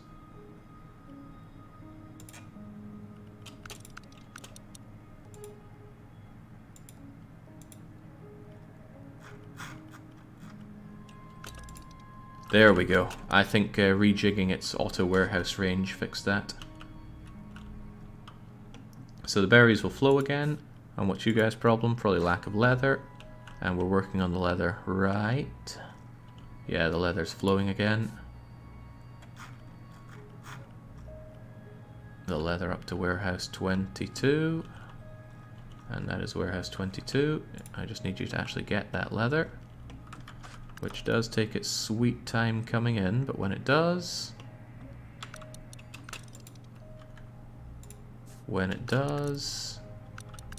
out goes the leather. There we go. I'll keep them busy for a wee while. Still, we're backing up on the fabrics, which is a wonderful problem to have, so now I can start managing those factories as well. Let's take it starting with the napkins, because they're the easiest ones to make. I want 2 napkins, 3 napkins, 4, 5, 6 napkins every 15 days. 6 every 15 days. I can make 2 every 45. Ah, jeez. 6 every 15, huh? Well, if I built 3 of these, I'd get 6 every 45. If I built another 3, I'd get them every 15. So, well, another times 3. So I need 9 napkin factories. That's pretty intense. I'm actually going to need another factory layout here. And since I don't own the rights to Colne, that'll be difficult. Can we make a very mixed feeling economy as opposed to just min-maxing one giant assembly line? Well, you can do that absolutely here, but I'm going assembly line because I want the fat stacks of money. Okay. You here making me napkins. Oh, right, consider the 200% element. If I do it 200%, then I don't need 9 of them. I only need 5 of them. And one of them can run at 100%. Well, a bit of overproduction of of napkins couldn't hurt. I'm sure their demand for it will go up over time. What else? If that deals with the napkins, what else can I be doing? Well, it's not can be doing. What should I be doing? I should certainly be making the summer clothes, of which we need 2, 3, 4, 5, 6, 7. 7 of these every 15 days. And if you make 2 every 45 days, and 3 of those, so 9. So again, 5 summer clothes places will do that. At 200%, of course. So set you for summer cleaves. And go 1, 2, 3, 4. Running out of space, but still 5. Oh boy, this is really running low on space now, isn't it? And we haven't considered the other things yet, which would be our work clothes and winter clothes. Winter clothes are going to use that that wool, which has not been flowing yet. The destination of wool to warehouse 22 has not even begun. You are growing sheep for me, right? Yeah, that's a lot of sheep fields. I guess it just took a while for you to get your wheat. Still though, this is too tight. And the demand for those clothes probably necessitates another whole batch of these again, though, doesn't it? Good day. I see game performance hasn't gotten any better. I'm paused here. Performance seems fine enough on my end. Not perfect. It certainly has lag spikes, but workable. The shining praise that is calling something workable.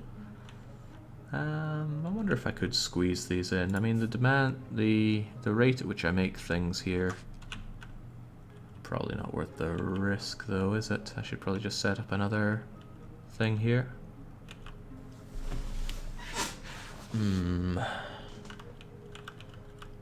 that extent, then,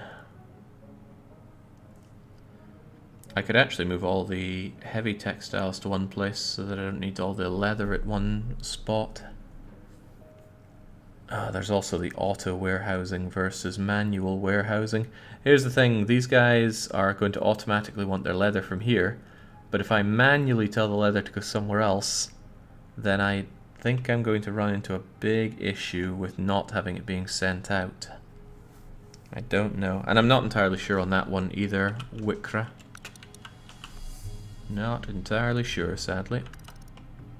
Alright, these guys are going to go out and get their goods. No gridlock. Look at all that traffic just flowing properly as it should.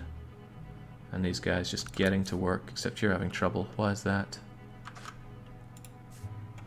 There's no dyes over here at all. And we have plenty of... Oh, don't do this to me again. They don't want to go there because you're in range for the dyes. So I need to turn off that. Wait, was it actually showing a route there? And turn off that. So turn off the ones that claim that they want dyes. Rejig you like so. And then hopefully it'll start pumping out. It is not pumping out those dyes. Okay. Beginning to see what Kaladin was talking about with overlapping warehouses being a big issue. These setups need to be really far apart or else I'm going to get issues like this. And I can't seem to have them share their goods that they also want to pop out. Like this place can't consume dyes if I also want to ship it.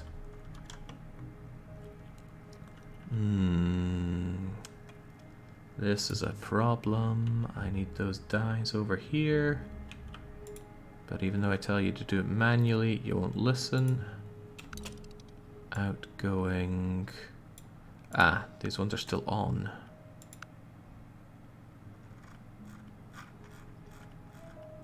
Are the other ones off? No, those are the same ones. Oh, jeez. Ah, there we go. Now that I've turned them off, it's pumping out the dyes. Right. Might be able to work with this after all. Okay. Now, hopefully you're going to start backing up with these goods that I want to sell. Now, I want to sell in everywhere, actually. So, Timbuktu, warehouse. You are going to be told to sell those tier 1 fabrics. Oh, no. Fibers, though. Yeah, if you end up with excess fibers, please sell them. Sell them to the clothing store, simply meet demand. And if you somehow get dye, do the same, please. And it's tier 2 for the fabrics themselves. Heavy fabric. Meet demand. And light fabric. Meet demand. And also the tier 3 stuff. Napkins especially. Can't believe napkins are worth so much money. Summer clothes. Send them out there. And again, I could have it auto sell to the shops, but I really think it's better to do it manually.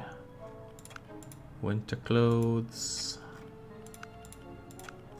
And work clothes. And I think that's everything that comes out of the textiles. 1, 2, 3, 4, 5, 6, 7, 8 goods.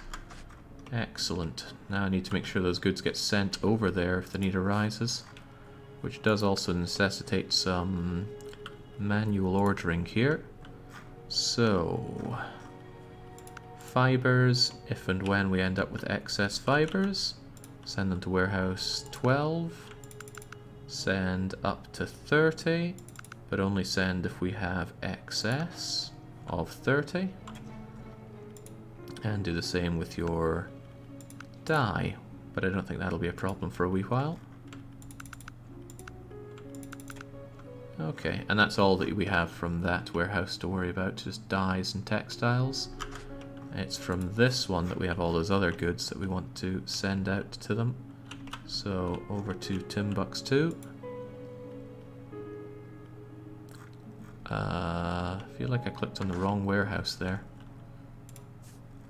No, I didn't. Why is this sending... Oh, I had to manually send some stuff to a textile factory because they were outside of the range. I understand now. Still, you don't get any of this tier 1 stuff. You do, however, get heavy fabrics made here.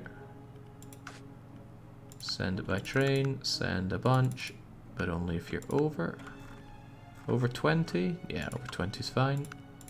Light fabrics, do much the same. And the rest is tier 3. So those napkins, of course. Now, I do wonder if it's actually going to send the fabrics, because it uses the fabrics here. There might be a big problem with sending intermediates from a location. Sending 30 seems like overboard, doesn't it? But it's not a big deal. Just means we have a big old buffer in the system.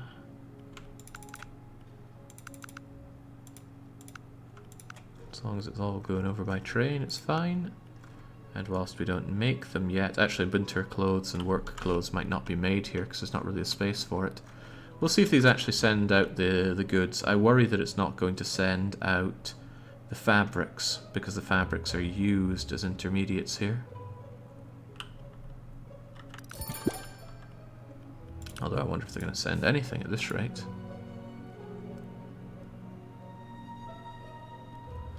Hang on, did I tell you to send with a buffer? There's no point in minimum keeping any of these things because we're sending it to the final destination. Not for the clothes, at least. Well, there's the issue. You don't have your napkins yet. Don't worry about it, Jake. It's future Jake's problem. I would beg to say that it's current Jake's problem that we've got to send this stuff out.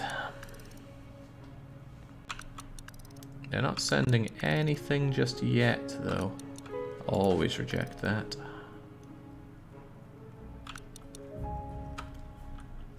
You know, if I sold some of this, sold one of these things to Businessworks, At least they'd have some buildings.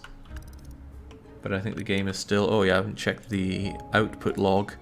The output log has put out so many 271 million lines of text since I started this stream. Let's clear that log.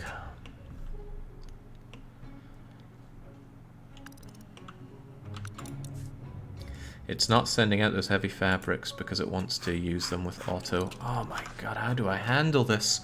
How do I mix auto and manual? How do I make this? It's not getting faster, I think it's just accumulating over time. Okay. Okay. I don't really want to shift the priority on auto manual logistic. I don't know why auto blocks the manual though. You clearly have plenty of heavy fabrics, but you refuse to send them out because of auto taking priority. There is logistics requests, which I have never looked into. I'm not sure if now is the time though. Again, if I go manual... Oh, it's still not pumping them out though.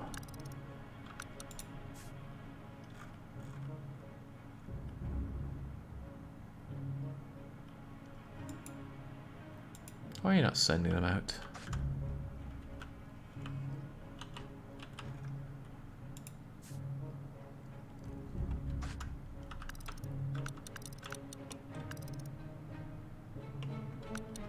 Did I see a train just appear and do nothing there? Whoa, what's going on with that? I did see it flicker there.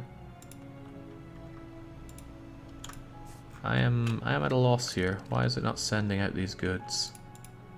You have lots of heavy fabric, and I have told you to deliver heavy fabric down to warehouse 2 by train, max load, to warehouse 12, which you do have a connection with.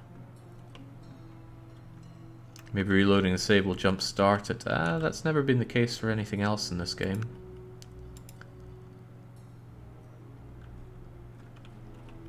Destination storage is full over here.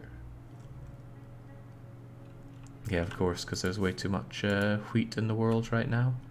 But I don't think I need to be warned about you guys having too much on you. All of these guys are backing up now. Ah, but because I turned on the manual stuff, you are no longer getting your water. I am between a rock and a hard place here. Either I have manual orders or auto, but I can't seem to blend the two. How did I get over this in my other run? I think I just didn't mix intermediaries within one area, but that can't be right. I have... Oh god, what if you're backing up on wheat because you can't send it out? I think you are.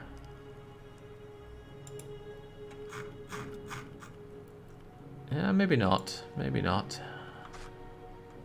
But then again, these guys consume it all.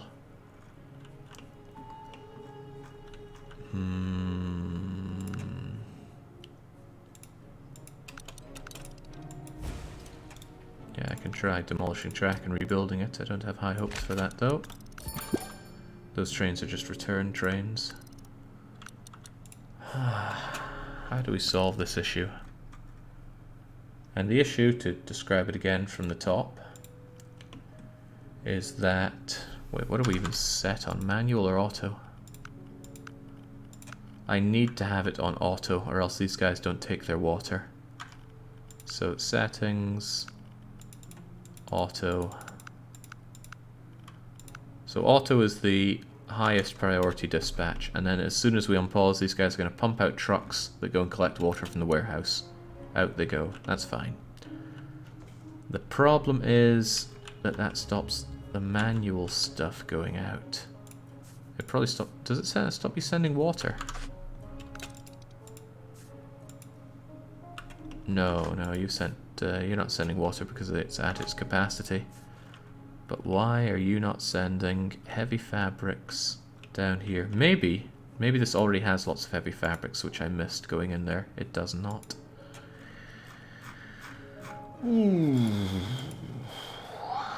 Then I don't know. I just don't know. Man, I've got all these goods I want to be selling, and you're not sending them.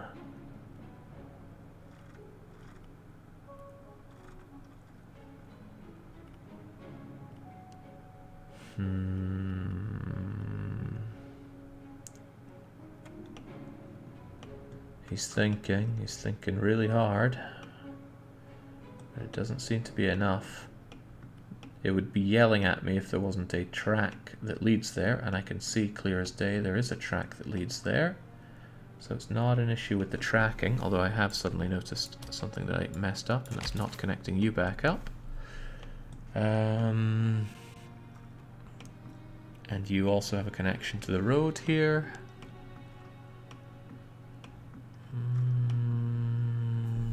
What is it then? What is it?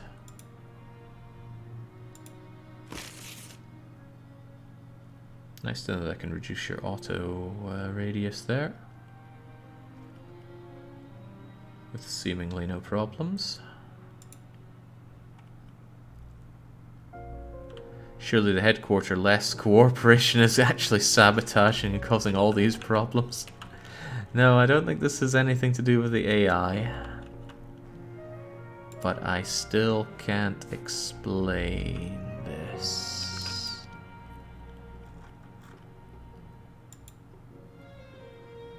Goes to everything equally. Is the game by chance making a hidden priority queue depending on the tier level and sending lowers before high? It's not sending anything out of here. This warehouse is not exporting anything at all. It is, however, fulfilling the demands of the factories, which is fine, and as to be expected. Also, Timbuktu wants more goods, and I'm tempted to make it paper because paper was really easy to produce. It also has fewer needs. Liquor is always tempting, but liquor is actually pretty hefty in the amount of goods that it needs made. And I really like the books setup. Yeah, show us the books. Let's pay that through.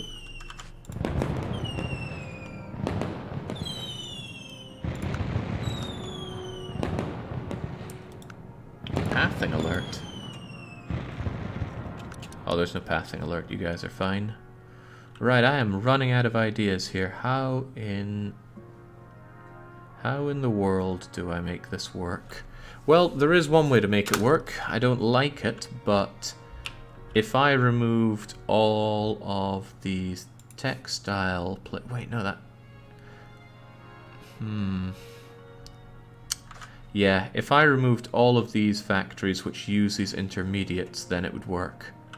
It means that I can't have a warehouse send intermediates and also send the goods out manually. But that's strange. I could have sworn that's what you do here.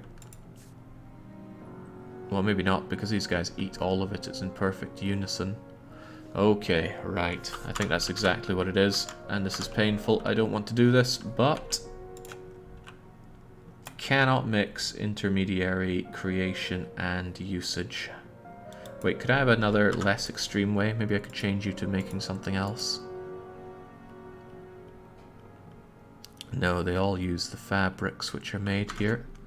Okay, well, this'll hurt, but bye-bye all these clothes production places. Ow, ow, ow, ow. Ow, my money. And now, as if by magic... As if by magic...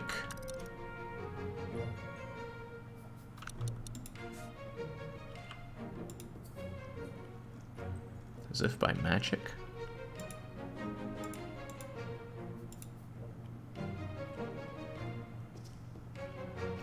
Huh.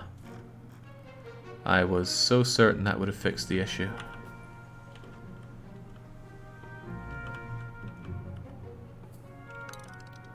Top right of the setup. Oh, well spotted. Then again, that wasn't all of it, was it? No. Alright, I'm gonna remake these. But it wasn't exporting the napkin. It's not exporting the napkins either. Why? And that might not have been the problem. Then what is the problem? Why won't it export? Napkins make no sense for this. They have enough napkins. They have a destination to send as many as they can by train. Why won't it send anything? There's a clear route to send it out and it won't do it. And I know there's a clear route because this guy's taking it back right now. Goes over here, down to here.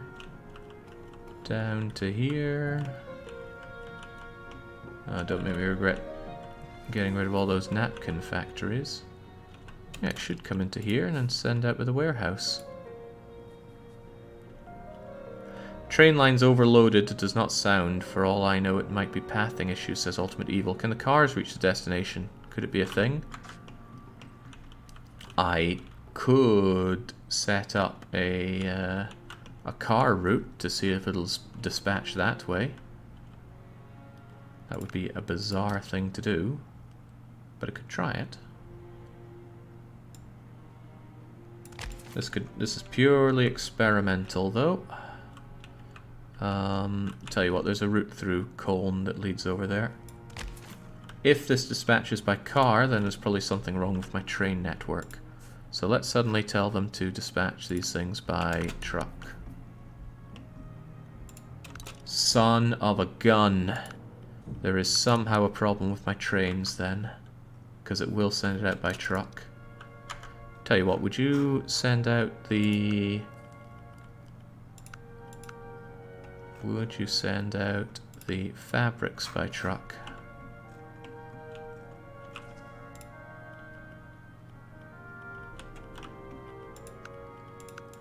Man, I'm gonna feel even worse for demolishing my napkin and clothes factories. There you are. Let's see. Are those trucks popping out? Yes. Okay, would you do that? Even if I had a clothes factory right here demanding all those goodies. Not clothes, let's go napkins. Let's come off of that and say there. Will you send them now? It's still sending it. Okay. Would you send by train now?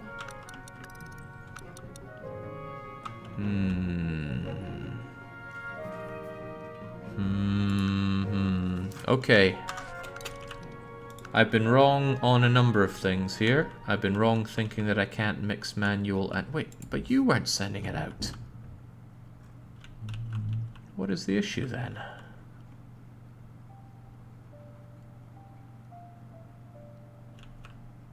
You weren't sending actually an auto thing and you wouldn't do that until I fixed that connection. So what in the world is wrong with my train network?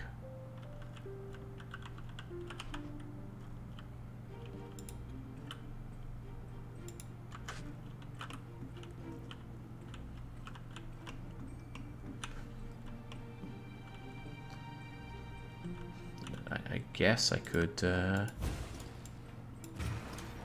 make this not intersect, although that's never been a problem before.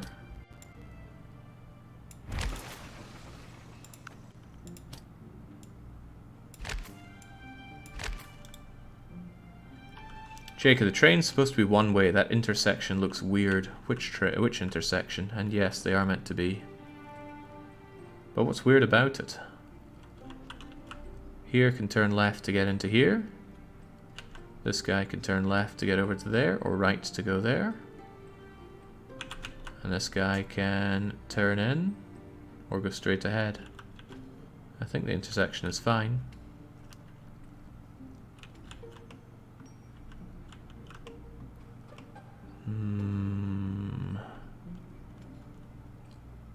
But I'm all but certain it's a problem with the trains now that we see this.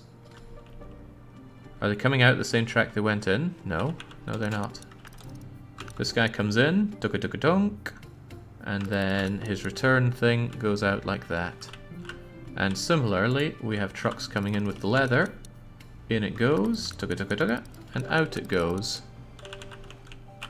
We can even follow this thing to check that the line works.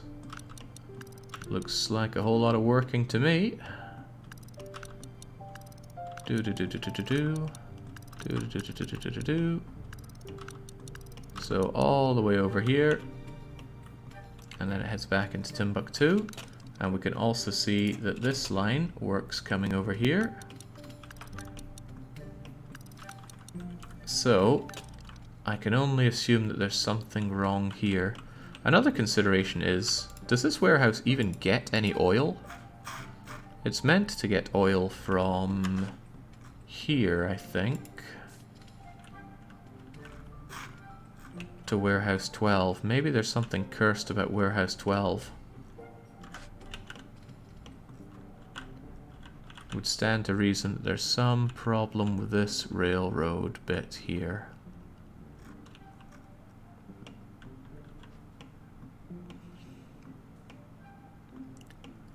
I mean, other than the fact that it's hideous, it seems to be working okay. Send the train the other way around, see if that works. Now that's a decent idea. How am I going to do this? I'll just fill you up with water for now. Fortunately, time's on my side. It's not like I'm losing out big time by doing this. So you are going to... I'll just tell you to manually send all of your water over there. Double time it here. I said time is on my side, but I still want to move it along.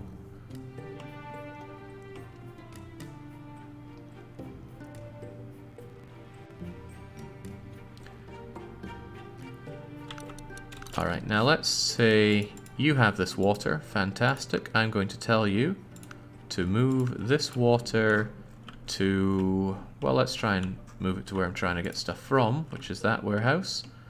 Max sent 40. That actually might be a problem. They probably already have 40 water. They do not. In that case, don't even wait until full, and just send it out, please. Okay, you won't do it. What if I tell you to send as much as you can? Alright, there is straight up something not running between these two. Yeah, I could always dump it. Good point. I know we overproduce the water anyway, so out it goes.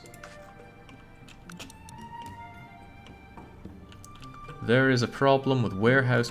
I see it all now. It's not in range of its own thing here.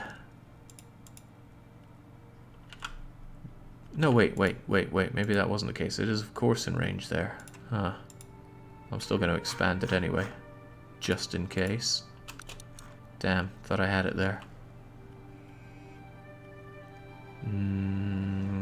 Okay. Well, my alternative idea is just to remake the whole train line. Actually, what happens if I try and just run the track over here? Is there, like, something missing?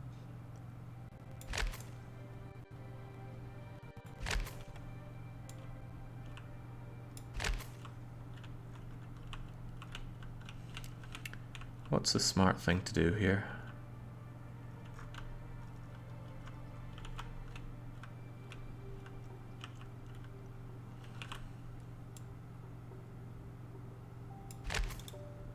Smart thing might be to delete some track and remake it. But there is something busted about this train connection, because the truck connection works. F8 mode to the rescue.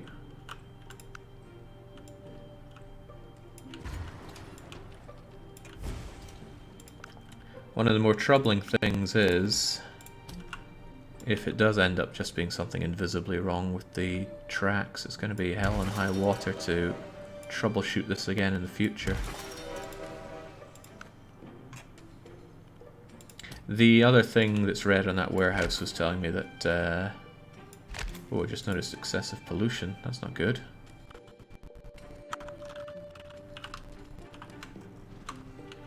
It's all that traffic smogging it out. Easily solved.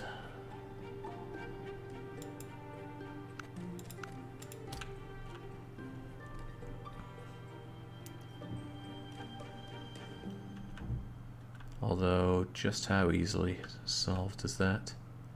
Because it's going to necessitate a bit more water production here as well. In any case, take that, and you don't alert me, and instead shove all your stuff over there. And you work pretty hard. That'll just delay the problem.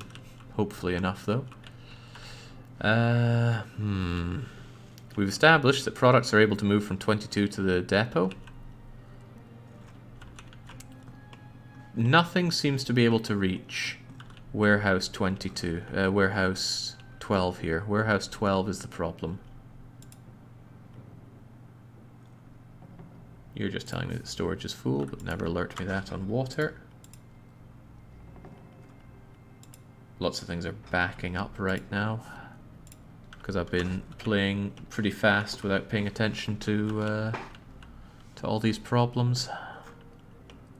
Whilst I try to solve this one problem. It's alright, once I do get it fixed, I can go around and fix all the other things without building up more.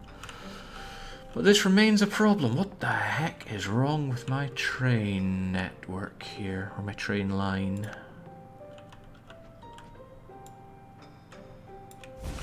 Maybe I'd be better off just destroying it and remaking it. If that doesn't work, I'm going to try destroying and remaking the warehouse itself. I have a bit more money. It might not be unthinkable to just terraform out my my desired path here.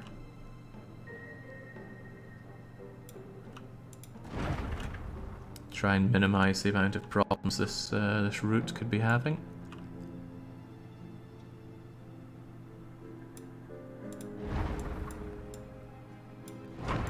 I'm sure these hills and such are culturally important to your people, but progress is important to me.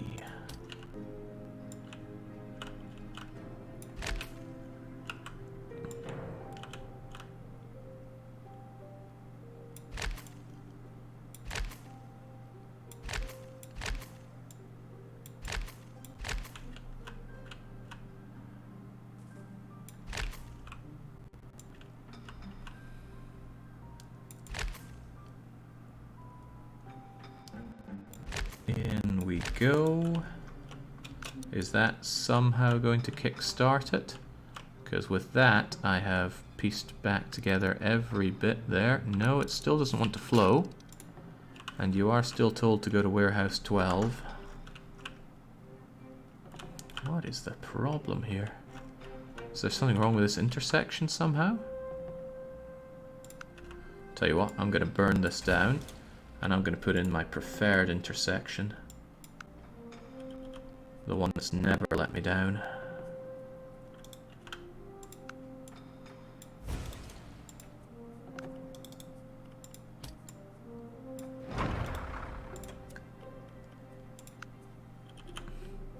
I hope this doesn't fix it though, because if it does, I don't know how to explain it.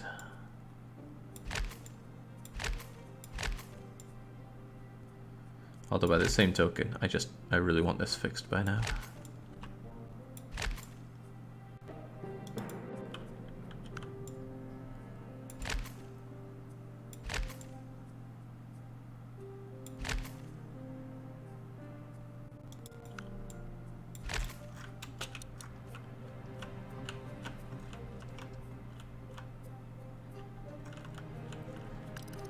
Well, it's not magically sending anything out still.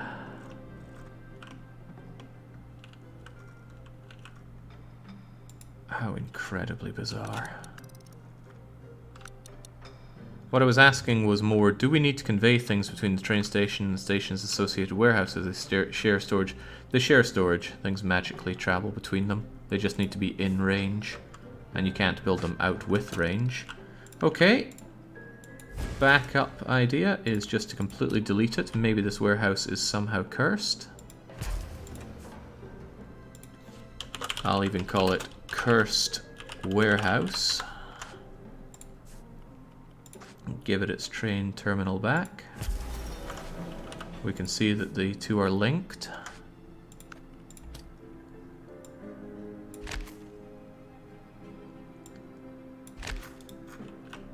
And now, I want this warehouse to still be sending oil over to Cursed Warehouse. By train, maximum send, follow the same rules as the other thing. And you do it by train, which is fine. There's plenty of other ones that are done by train. Warehouse 10 will do the same. Boy, how long have we been on this problem now? Half an hour? An hour? I mean, I like solving problems in this game, but I like solving logistical problems, not what the hell is this game doing problems. And I think I need to reset up your delivery of the goods. I do, but I'm not going to set up the follow-on stuff until the rest is done. So, napkins to Cursed Warehouse by train. Send up to 30 of them. Oh my god, that did it. There was something cursed about the warehouse and deleting it fixed it. I don't know what was wrong with it. It's probably best not to ask those sorts of questions. Oh my days. Okay, well next time I have a similar problem, the first thing I should do is delete the warehouse then. Oh, the things I go through. The troubles I see in my life.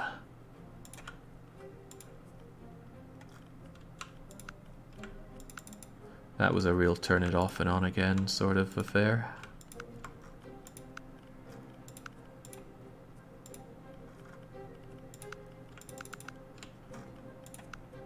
It's alright though, fixed now. And carry on with our happy lives. And now hopefully not worry about the whole auto-manual conflict. I guess the trouble here was the lack of feedback. Although I'm not sure if the game had thought to put in a warning, this warehouse is cursed sort of alert for the player. Okay, I think that's everything. 1, 2, 3, 1, 2, 3, and I still need the dyes and the fabrics to go over there. And then it's time to finally get these excess things shipped. Wait, you're still set up for warehouse 22. Oh, of course, that's going over to here. Min kept to 0, but please do send over dyes and fabrics if they're backing up. Call them fabrics, but they're fibers. Over to Cursed Warehouse. I think it'll keep that name. It's very fitting.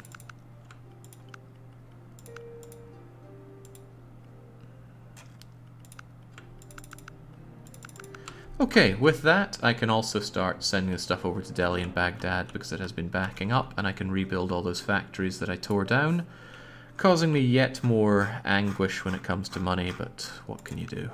What can I do? And one of the main downsides of this game is the amount of clicking you have to do to get your goods over to the final destination.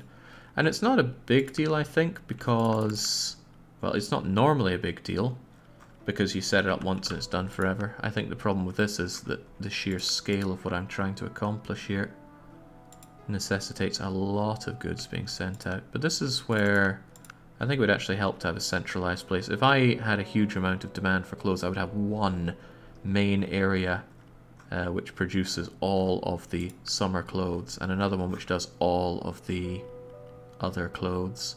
I don't think I need to do work and winter clothes yet. I don't produce them, and I might not do those until I set up another place for them. Yeah, I think I will have to set up another place for them. That's fair enough, though. Less effort for me. Send over that light fabric. It is Baghdad that wants the clothes, right? Yeah, of course it is. Up to 30 by train. And heavy fabrics here. Up to 30 by train. And similarly, this warehouse needs to be selling that stuff. Over to Cursed Warehouse. Heavy fabrics to the clothing store. Meet demand. Light fabrics, clothing store. Meet demand. And then the tier 3, summer clothes. To there. And meet demand. And napkins over to here and meet demands. Nothing to get worked up with, at least, though. This is nothing compared to the 9-hour stream we had at Patrician 4 where all we did was the city building, and that game has awful city building. Patty 4 was something else, but the thing about Patty 4 is we actually completed perfection in that one without the game falling apart. Well, without it crying too much about falling apart. Let's make sure we have a home for the fibers and the dyes for when those eventually back up and come here. If indeed they do, it might be that we don't actually make enough fibers and dyes for all that, but I made the best guess that I could. So you're selling all those over there, good. Want to make sure cursed warehouses, oh, they're not selling anything just yet. I'll fix that. Ah. That has to be one of the most unsatisfactory endings to trying to figure out a problem. Don't know what the problem was, it just wasn't working. Fix it by turning it off and on again. But we've all had those moments, haven't we?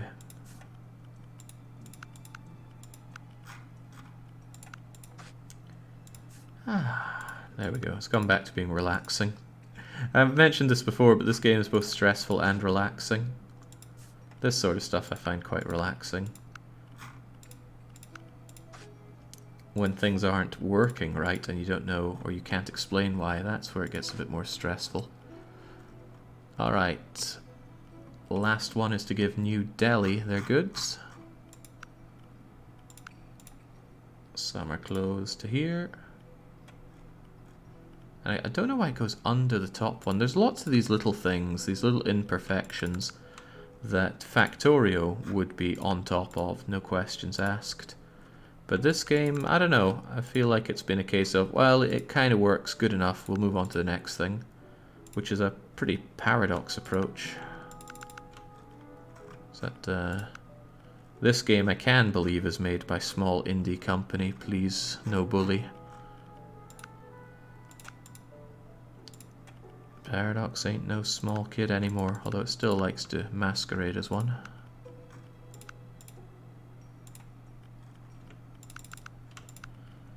Alright, one last bit to move over here is the raw materials. And we need to make sure the min kept is on for those. Whoop!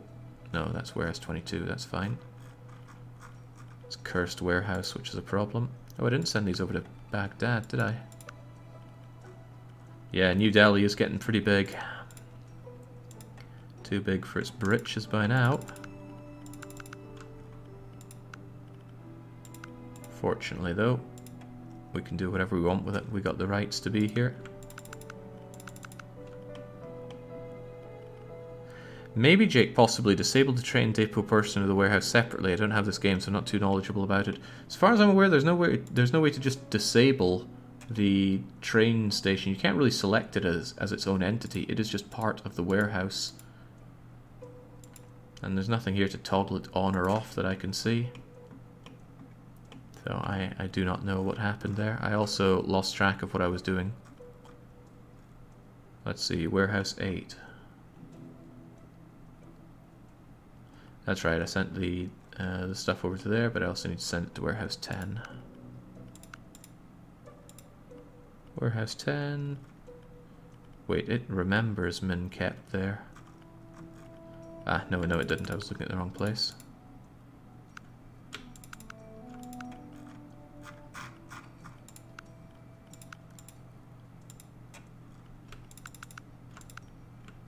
Is the top left corner of the screen, or is that... oh, that is just turning the entire building on and off. Now, maybe, for some reason, I actually had that off for the warehouse. And that would have been the big problem. And that is possible. Maybe it was off. Maybe if I watch the VOD I'll find that it was off all along, which would be strange. I would never normally turn a warehouse off. But that is a possible problem. Okay, let's rebuild this stuff. Even then the water and truck... Yeah, you're right, the trucks wouldn't have delivered. How many of these did I say? Did I say 5? I feel like I said 5. Yeah, my do not engage command all over again, but nobody remembers that. What are these for? Summer clothes? How many summer clothes did I need? 1, 2, 3, 4... There was one over here, wasn't there? 5? Was it 5 or 6 of those that I needed? Ah, does it really matter at this point? Down it goes. Right. This is not making me work clothes or the other kind of clothes, but after the initial gridlock of everybody trying to get their goods, things should clear up nicely. You can hear the honking from here. Ah, progress. Why are these not working? Is it because you're a fool? It's largely because you're a fool, but also you're not getting your goods. What goods are you demanding? Everything, and you're not getting them. You want the fibers, but we have the fibers. You want the dyes? I have the dyes. Well, go and get your fibers and dyes then. There we go. 5 guys, fabrics and dyes. And your problem is that destination storage is full, right? Yeah, well, I'm not dumping that stuff. No way, no how. Ah, but of course it's full because I'm not using it for the heavy clothes yet. So. I will do that, I suppose. I'll have to set up another wee one of these that just does the heavy clothes. Which means that these textiles are going to have another destination to go to with that. I could set up some heavy clothes production here, but I don't like my lack of space for it. Then again, these people really don't demand much, and they make things very slowly. No, I don't want to overload this thing. It's already pretty heavily loaded. I feel like I have heard of Songs of Sticks, but nothing's coming to my mind there, Black. Right. Now I can get back to building up. That's the part that feels good. Doing all this felt considerably less good.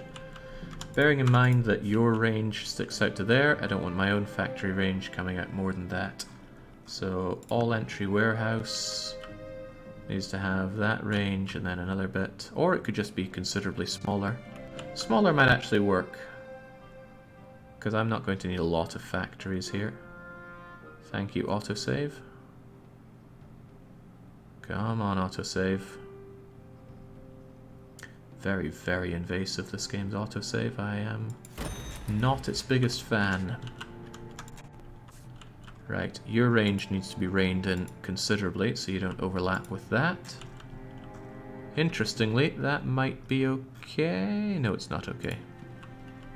This is very tight, but I'm not going to need a lot of factories here, so it's okay. Let's get rid of this ugly, ugly road that stretches through countries nobody's ever heard of. Like this planned place. Now,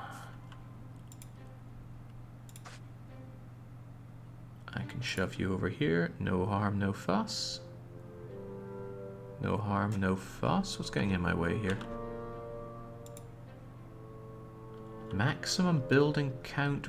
Oh, we're in Colne now, and I don't have permission to build in Colne.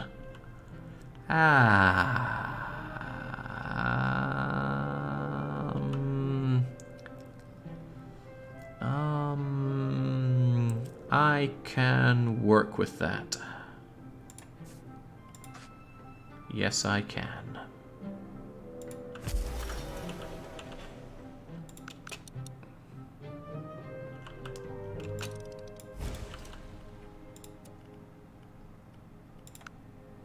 Train crossing, 3-way, small one.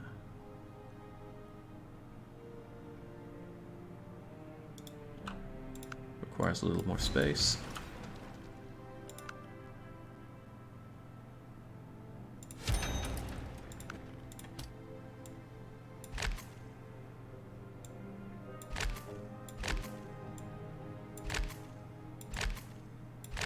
Hey.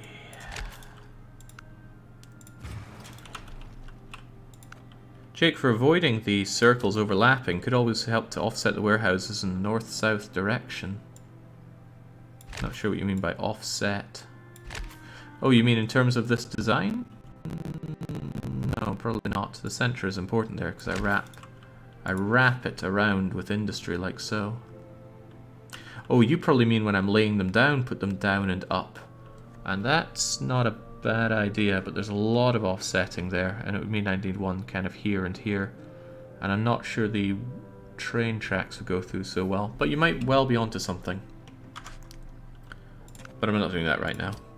It's not an insurmountable problem right now.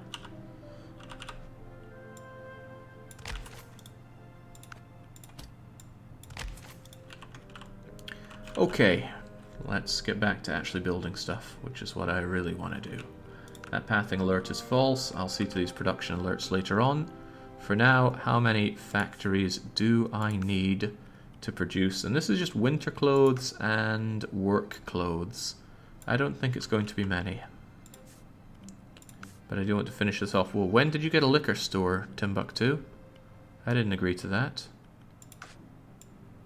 Mind you, Timbuktu is growing huge.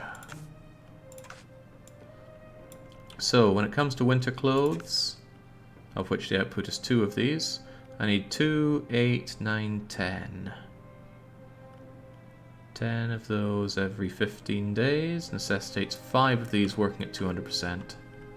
So 5 winter clothes. You know what? I have pen and I have paper. Let's cut out the middleman here. The middleman being my memory.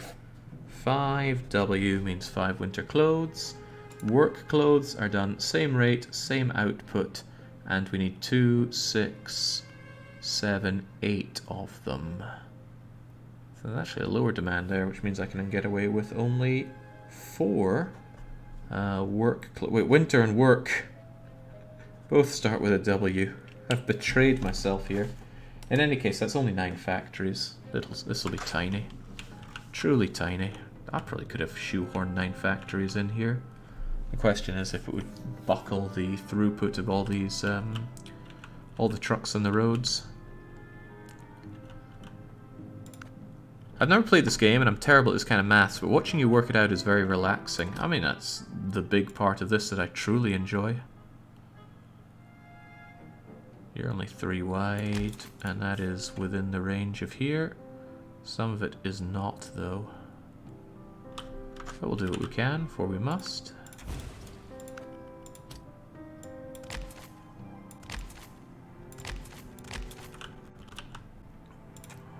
So get over here. 1, 2, we don't like that. That needs to come out a little bit more. And let's have you be set to the winter clothes, which I need 5 of. 1, 2, and it'll show me if it's going to be in range of that place. 3, 4, 5 winter clothes. I don't have these on the edge here because that causes a point where people on the one-way have to yield and turn, and I do not like those. The inefficiency is horrifying. I think the next part's going to come out around here because I want them approaching from both sides of this. Otherwise it's just going to clog up one side of it. So although it's a very irregular shape for one of these, gotta remember everything's temporary.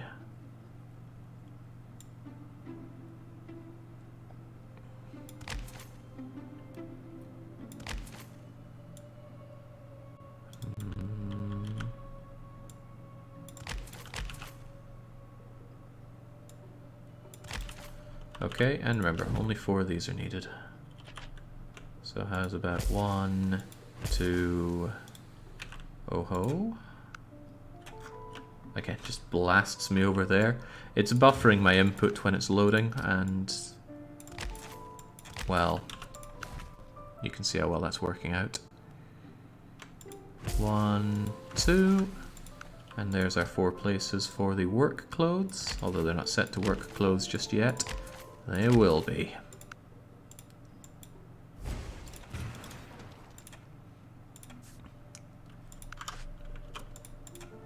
There. Now, I'm just going to link these together, because I don't intend to use them anytime soon. But maybe someday I will. For now, though, this is just textiles o'clock. Eventually, I'm going to tear this down and have a real mega complex for all the textiles, and it's going to start from the very bottom of how much cotton does the whole world need. And there's going to be a cotton farm that's probably stretched from here to here. I assume that would be enough cotton for the world, including textiles. Then again, toys need cotton, and prototypes need cotton. There's going to be a lot of cotton, and then lots of wheat, and lots of berries. This is actually a good place for doing lots of farming once I level it, but then so is Atlantis. Oh, how many million lines of log has the game produced by now, by the way? 140 million lines since I last deleted it. How do you stop a Unity game from outputting logs? Because I would like it to stop filling up my SSD with a massive output log file just because it can't place one warehouse. Okay. You guys need what again? We're looking at fabrics and wool, and fabrics. Is it all heavy fabric? Heavy fabric and... Okay, heavy fabric, wool, and leather goes in here. And you already use leather. Are you getting the wool? You are. You no longer have a need for wool. Actually, you never had a need for wool. So, we go to Warehouse 6, which was dispatching all that wool to Warehouse 22. And we say, don't do 22, do 24. I know the difference is hard to tell. Send them up to 60 by train. And similarly, I need that leather put out. Are you backed up with anything? Astonishingly, no. We are finding places for the milk and the beef. That leather, on the other hand. Livestock product, leather. Goes over to Warehouse 24 by train. Send them up to 60 of it. No minimum kept, because those are the priority places for leather. The places for selling leather are minimum kept 30, because I want to keep some behind for sending out, obviously. Although I might actually up this to minimum kept 60, just to make absolutely sure that these guys are getting their just desserts of leather. And then finally, and this is the last thing I think I have to do. No, it isn't, because I haven't actually sent you the leathers from here, the fabrics rather. Selling fabrics has a minimum kept now, because I need to send them over to here. But we do send the tier 2 heavy fabric over to Warehouse 24 by train, send them a hefty amount of it. And this is actually going to clear up all these things that tell me that destination is full. Minimum kept? Nope, because this is priority for it. And then the last thing to do is to say that these final clothes that we have made end up going to the final locations. Oh, this is so much nicer than troubleshooting. Right, send them 30 of those. No need for min kept. And send them 30 of these. No need for min kept. Hey, it already remembers 30. Did I tell them that? Oh yeah, they've got orders to take work clothes from here, but they will never take work clothes from there. That's fine though. Baghdad gets a similar operation. It would be a decent idea for me to make a bypass for my trains so they don't go down and around through Colne.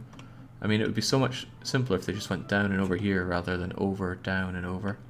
But train costs are so cheap compared to the amount that they haul that it's not really a big deal that a train has to travel very far. Not yet, at least. There'll probably be a time where I find that my train network is choked with trains. Of course, at that point, you want to use more boats, don't you? Finally, this should, after we speed through, sort out a lot of things. We're going to watch a lot of the fabrics come out of here and go over there. These guys are going to get their fabrics, and then they're going to go, where's my wool, where's my leather? And then I say, here's your leather, 3 bags full. And then they're going to be operating once they get that. They're sending out the trucks as we speak. Operational on work clothes, operational on winter clothes. Ah, man, feels good. And now, would you look at that, I only have a few problems here. Destination storage on what? Never, ever, ever tell me that water is a problem. Water backing up is the opposite of a problem. It automatically lowers upkeep when it's full of water, which, you know, would be the same effect of me just turning it off. And having more water is great because water is a source for many things. Destination storage still full of these? Oh, don't worry, it won't be for much longer. Actually, depends how backed up you are. Pretty backed up, you say? Well, that's alright, I'm quite confident they'll work their way through it, but there's no way I'm dumping heavy leather. Heavy leather is good.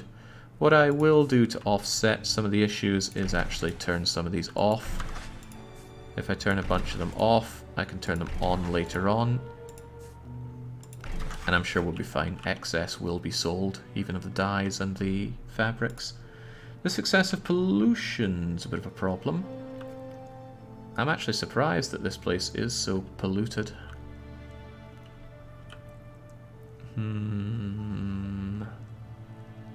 What would Brian Boitano do?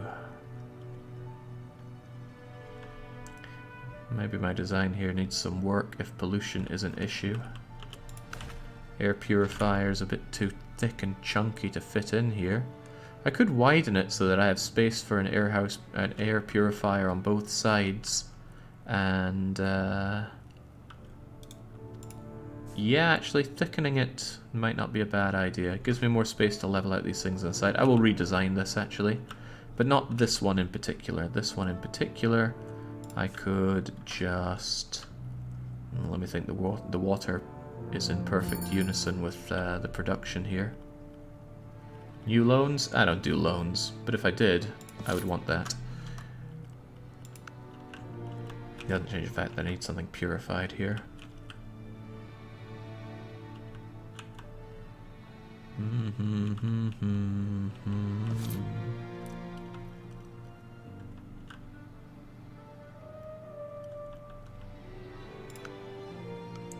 This isn't a great idea, but what if I get rid of one of these? And then I have my air purifier. Well, actually, no, I really should put my air purifier elsewhere so that I can deal with it from out with. But it doesn't seem to be working that way, so I'm just going to put you down here. And I'm going to smash down another water well here. And this warehouse should automatically be delivering water over there. And it has water. But that's water that's backed up. It's not perfect unison. So I still will need some harvesting done here. This will very, very slightly cut into my wool, leather, and meat production. But that's okay, because that stuff isn't measured to be perfect. And it should be more than enough that we need for our fabrics for now. At least I hope so. Funny if it wasn't. And again, do not alert me that you're full. I don't need to know. And that should clear out some of the pollution once this... Oh, I didn't get my thing there. Are you actually going to work there, Sunshine? Yes, yes you are. There we go. That will save my fields. It's pretty impressive to have so much industry and no production alerts. Destination storage is full. That's in the textile factory, and that will sort itself out as we have our production slowed down here.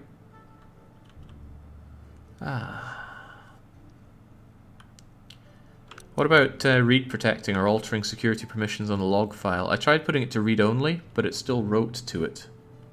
I don't know how to prevent the game from doing that. What are you backed up with here? Berries and water. Why water? Ah, because the water is all running at 200% and these cotton farms are not. Now I could increase the cotton output and sell the excess. And the question is, where wants cotton, though? I mean, it's free money if I do that. Ah, they want cotton down in Timbuktu. Wish those pathing alerts wouldn't spam me. I know there's not a pathing problem. Timbuktu, oh my goodness, the demand for cotton, raw cotton, is very low. China wants it, Timbuktu wants it. That's not really enough to justify, hey, how about you, Tixi? Tixi wants cotton, but it's in minute amounts. All these are running at 100% anyway. So what I think I will do is set these guys to 100%. Oh, that's right, I said I was only going to turbocharge them, and I ended up leaving it on at 100%. And I'm just going to dump that water. Dumping 100 water, it's not a lot of money lost, it's like 200,000. And no one's going to buy water for that anyway. The bugged shell company is unresolved and will continue to be a problem because they're blocking me from taking Colne and one other permit, and I don't know what that other permit is. But yeah, the shell company remains an issue, which I cannot solve right now. Although at least I have a, how many lines? I have 27 million lines of log explaining exactly why the null reference exception of the ensure headquarters action on update for AI player action on update is causing the issue with business works. So we got logs, but not sure what that's going to help with because development in this game has stopped as they work on their new game. It's only been 20 minutes. Why so much? Because it's logging the log several times every second, and the log itself is 11, 12, 13, 14 lines long. So it's logging 14 lines every possible moment that it can, or every game tick, I suppose, and writing it to output log file. I'm sure the save file is nice, interpretable format and not a raw memory dump, right? I don't know. I pinged the developer, asked is there a way that one can read or edit the save game data, but no response as of yet. I only asked them yesterday, so it's not a big deal. A lot of traffic here, but the throughput is fine, so that's good to see. Oh, everything is good to see here actually, making plenty of dosh on this. And I should check to make sure that the shops are getting their goods. It's the 15th day, so they haven't yet paid me for the goods. But yeah, oh, look at that.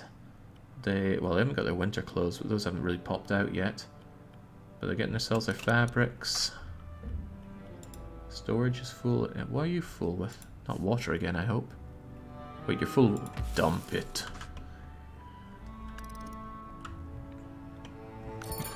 And there's probably other people just trying to shove out their excess water.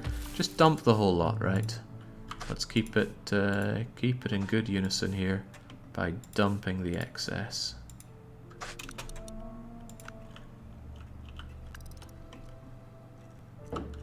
Glorious. You're sending to the warehouse and to there. You're just auto doing things. I figured the traffic here would be worse. It looks bad, but it's really not that bad. Still, I'm glad I didn't push it because the throughput needed on textiles is not that bad, but dyes is as bad as doing carpentry, which is incredibly bad. And by bad, I mean there's lots of it.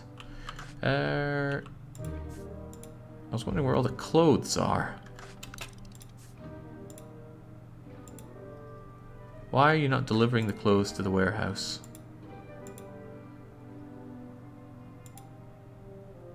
No products incoming? Are you having a laugh?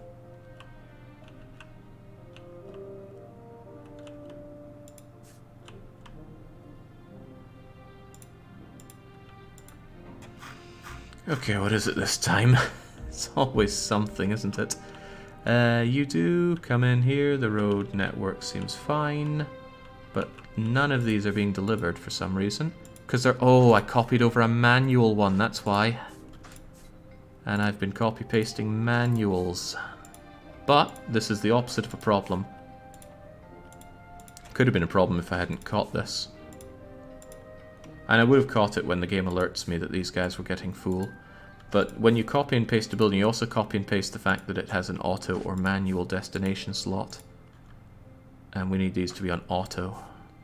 And then as soon as we do that, they're all going to fill my warehouse up with clothes, and the warehouse is going to go because they've been pretty naked down in everywhere for the longest of times. It's lovely seeing that throughput of train stuff. Yeah, I've played a lot of Factorio, hundreds of hours no doubt. Let me get a number on that. I have played, hey, there's an update due for Factorio. 669.4 hours of Factorio. Now granted, a lot of that is just booting it up and watching my factory, because that gives me a lot of enjoyment. But plenty of it isn't that. Plenty of it is... yeah, Factorio is as close to perfection as a game can get. It's so good. This game's really good, but it's no Factorio. But it could be the Factorio of industrial games if a lot more effort was put onto polishing and performance. Yeah, maybe not. Maybe that's an exaggeration. I do really like this game. It has its niggles, though. A lot of niggles. Alright, Timbuktu is growing at an alarming rate. I can't believe we have somewhere at 600,000 pop already. We once found and played a multiplayer with a bug, submitted it, and it got fixed in the next hotfix. Factorio bug fixing is amazing. Yeah. A lot of things are amazing about Factorio. How am I full of tatties here? Potatoes are one thing. The potatoes should 100% just be filling up these potato chip factories. You eat 3 tatties every 30 days. That's 12 tatties every 30 days. That's 6 tatties every... I have no explanation for why you're so full of potatoes. Do we actually sell the excess potatoes? I set up potato farms here for selling, so I'm pretty sure I meet... Oh no, Timbuktu's demand for tatties has probably grown. They demand 7. 1, 2, 3, 4, 5, 6... Ooh. Well, you know what to do with excess tatties, Warehouse 2? The answer is, and it might surprise you, actually I'm probably just going to tell you to sell them. Yeah, farm resources, tatties. Go to the farmer's market and just meet demand. Cost me 1,000 to send it over there, but tatties sell for a reasonable price. Imagine having to spend $10,000 for a bag of tatties. People would think you're mad. And you know what? They might be right.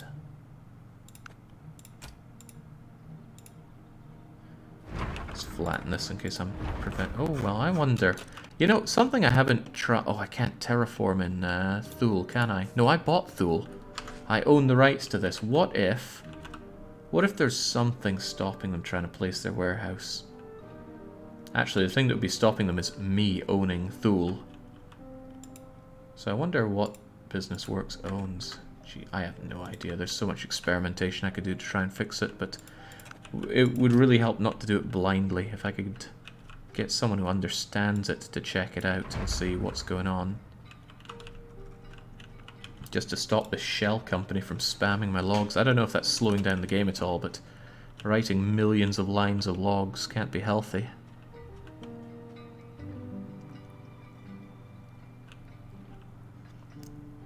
Cabby Factorium looks pretty good, says da-da-da-da-da. We've got a bit of a lull here, so let's have a look-see. Wow. Build, manage, and grow a thriving colony in Cabby Factorium. Game features different biomes, explore, resources to exploit, complex machinery, interesting production chains. Released a year and a half ago. 2.5 years ago. Never heard of you. Ugh, it's got characters in it. I knew it. This thing smells of early access, and I just noticed the 1.0 full release. And now I see the early access reviews. That's definitely why I wouldn't have paid any attention to it. Early access is the kiss of death for my interest in a game. This game was early access, but I didn't even look at it until it was out. Oh, who knows, we might have a chance to look at Factoriorium Trouble with these kinds of games is there's a certain investment in learning how to play it. There was a lot of having to learn this game. And even now the game surprises me, but often in unpleasant ways. Right. We have a lot of money. The textiles that we set up here seem to be running fine. As far as I can tell, nothing is backing up. In fact, I can re-enable my factories here. If I'm underproducing dyes and textiles, I don't think I'm going to worry about that, because they don't sell for much money anyway. Really, I'm more interested in selling excess than anything else. Are you actually sending off dyes to places that I want to sell them with? Doesn't even seem like it. Actually, it could be a concern if I actually don't have enough dyes to fulfill all of this, but I'm sure we counted that. Or did I just go, yeah, whatever, loads of dyes will do? It's possible that I did. In which case I hope we have enough dye coming out. These guys use a lot of dye. But these guys produce plenty of dyes. Each factory is producing 8 dyes a month. And each one of these are consuming 2 dye per month. So one of these will support 4 of these. 1 factory, 2 factory, 3 factory. Oh. Gee, what if I'm not making enough dye? That's going to be unpleasant for me. 1, 2, 3, 4, 5. I kind of want like 6 or 7 dye places. I think, unless I'm completely miscalculating this here. Ah, heavy things don't use dye, of course. You use dye though, but it's at a very low rate. 1, 2, 3, 4. 1, 2, 3, 4, 5. Yeah, then I think I'm alright. Did you try adding no log? Might disable logging if it's using Unity's logging. It almost certainly is. But I could try that. I'm not going to try it now though. There's a bunch of things that I want to experiment with to try and fix this save file. It's not unplayable, but there are some issues with it, and that logging is one, the shell company is another. The cursed warehouse was another, but at least that's fixed now.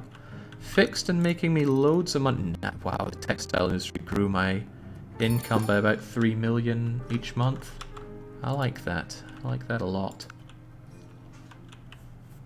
I'm going to forget that no log idea. If somebody could direct message me that so I can remember it, I'd be much obliged. Direct message on Discord is always preferable for me. Right, oddly enough, it is textiles that we are low on, and here I thought my textile stuff would be working just fine. They're all hungry for it. Oh, but you've got tons of... Oh my god, what are we doing now? Why won't you send? It's probably because we have some auto stuff that you're trying to do and failing. They're probably trying to fill this demand, can't do it, and then they won't send out because they haven't fulfilled this, so... That's it exactly. Turn you off. Any other places receiving it? Yeah, you. And there's no way to get to you, so turn that off. And that off. And now, as if by magic, out goes the textiles. Wait, you're selling the textiles? Supply them with textiles. There we go. Much better. This is good. If I stay on top of my storage alerts like this, it's not going to pile up like when we had hundreds of them before. This has probably been asked, but can't you just buy out the ghost company? Nope, there are no shares. No shares, no money, no nothing. It's just there, and it owns those permits. And I can't force myself to get those permits. What is one of... Okay, they own the Colne. They own Colne, for example. Normally, if a competitor owns a place and you want to buy them out, let's say... Oh, does any competitor own somewhere that isn't their headquarters? Team Motors and Power LLP both have somewhere. This is it. Make an offer and purchase Canberra, because one of them has Canberra. Normally you can do this if an AI holds a place and it's not their HQ, but... The shell company Business Works owns the rights to coal, and I can't start an auction for it. I know it flicked up there, and I've tried to click that, but it hasn't worked. The shell company, I don't know how to defeat it. And I'm not sure who knows how to defeat it. If I could open the save game and destroy the entity of Business Works, then maybe. Or I don't even need to destroy them, just take their permits somehow. But I don't know how to do that. I'm not sure how interested the devs are going to be in logs of issues on a game that they have ceased development on, but I care. AI's learned how to con the taxman. Admirable. More destination storage being full. That's interesting. That tells me that there's something that I'm not working my way through. Actually, that's strange. You... it's all filling up with beef here. Oh, that's a bit strange. I thought we had plenty of market for beef. Oh, but I made these guys 200%, didn't I? Yeah, so whilst you are sending out that beef, it's not enough. More people need to eat my beef.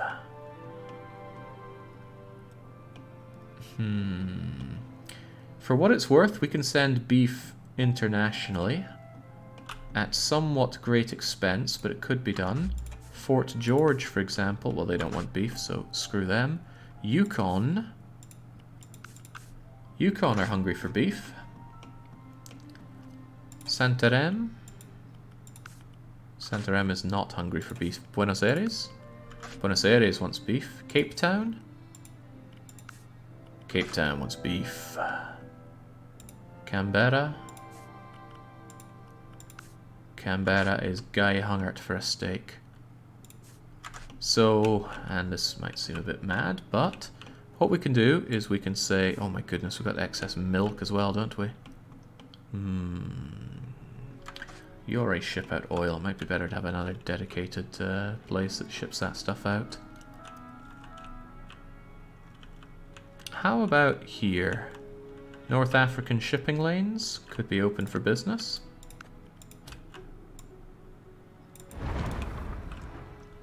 I like it.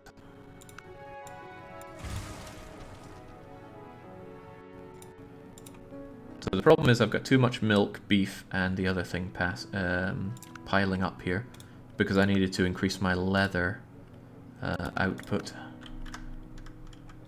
But if it backs up, then there won't be anywhere for the leather to go because they won't be able to push out their milk and beef.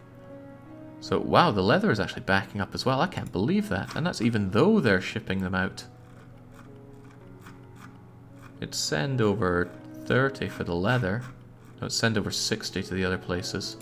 Okay, so leather can back up, but I can't have my beef and milk back up like that. So, let's solve the problem. Let's make a boat place. Because I like my boats. Well, I like my boats in this game. I don't have any strong affinity for boats in general.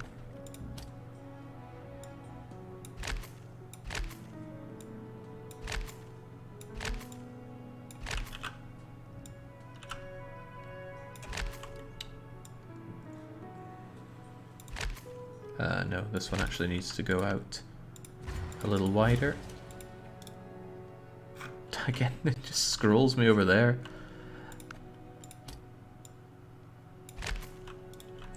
Right, warehouse. The funny thing is the warehouse here is kind of the shell element, because I'm not going to be using the warehouse as a warehouse. I am using it simply as a way to establish my harbour here and watch it take forever and a day to prepare. Notice though that took a lot less time than when we put the harbour down in the state beforehand. Probably because there's less water for the game to have to care about. Wrong way around for you.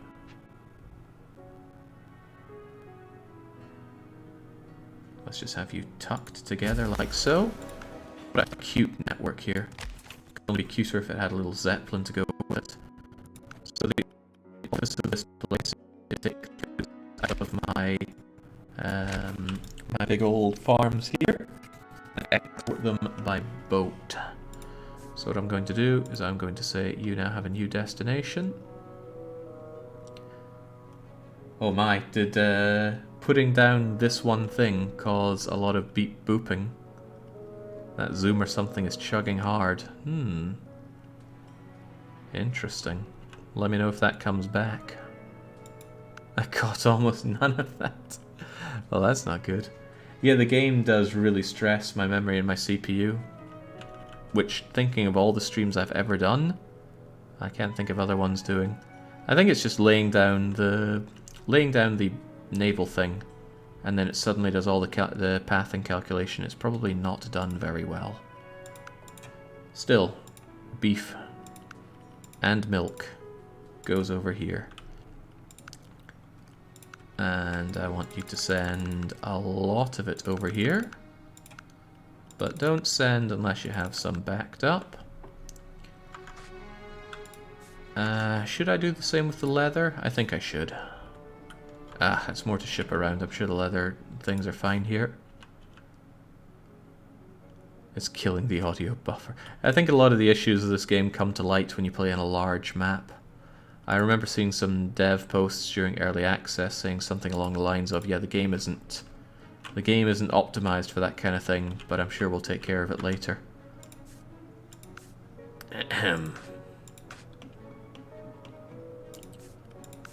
The Yukon want their beef.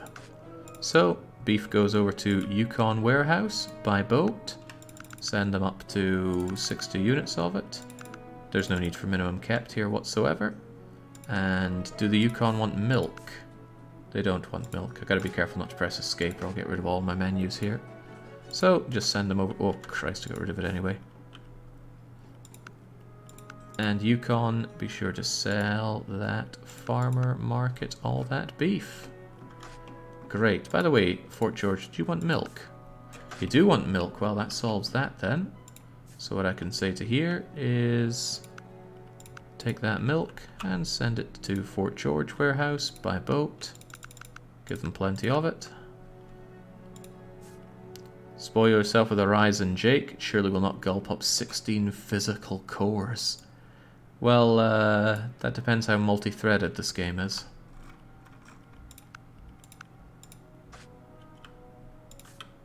Now that was an endless point of discussion at Paradox. Not within Paradox though, but from out with to within Paradox. Santarem, you want milk, so I shall give you the milk.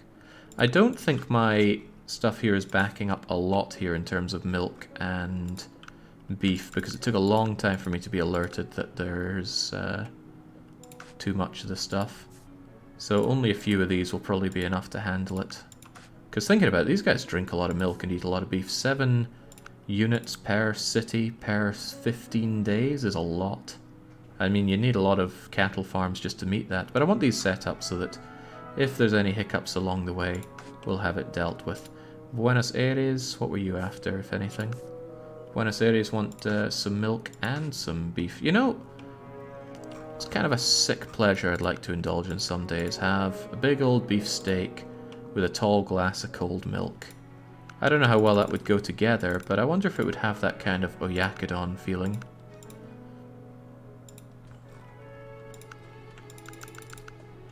Maybe I'll do it when I'm in New Delhi.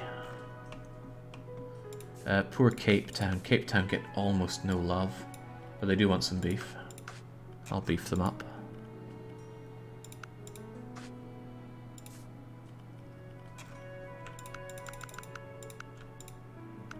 I don't think I told Buenos Aires to actually sell those goods, did I?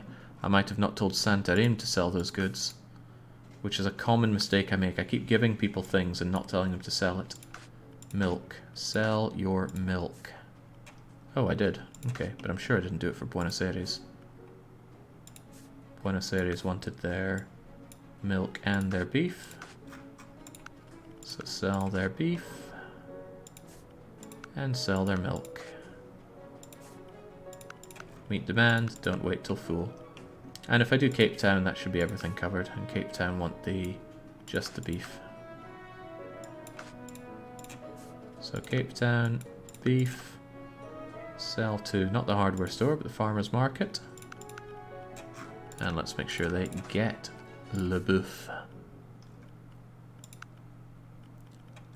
Oddly enough, they're all... Oh, I already told them to send to Cape Town, duh. Oh, but getting rid of that resorts out the list. That's handy. Okay, now that should take care of any of this stuff backing up, because those trains, I expect, are going to start coming out of here like nobody's business. And it seems like the game generates slightly more than one train per day, which is good output. But I think boats are actually better. Boats are higher in capacity, and I think they send out a wee bit more. Also, I think that train crashed and became an invisible train. Oh, and that chokes things up. Might be... What? Why is that flashing with a train? Yes, they do crash. Look at that. This isn't good then. I thought I liked this because it was really small, but if the trains crash, they become an invisible train and slow down trains that come behind them. Damn it, Kaladin, you've done me in with your design here. This was stolen from Kaladin. He insisted it was better than my design. Well, my design that I stole. Never, ever trusting someone else's work when you could be trusting in your own.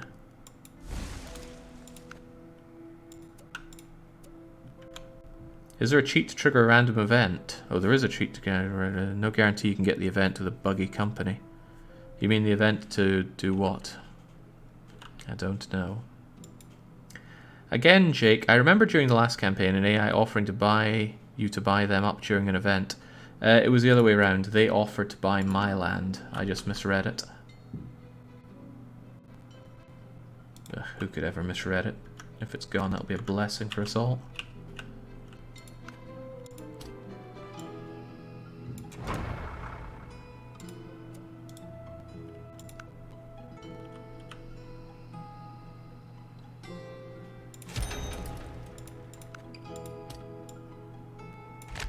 Okay, I'm not using that other design anymore. I've got enough risks of this game crashing without my trains also crashing. Oh, that's quite a few intersections I'm going to have to replace then. And it does take up more space.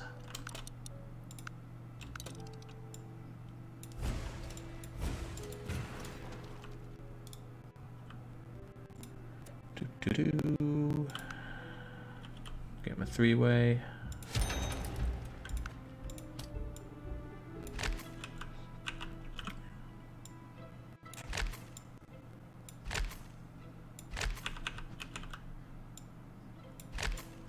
Shouldn't be a big deal if there's an errant to dead end there. Just means nobody's probably going to use it.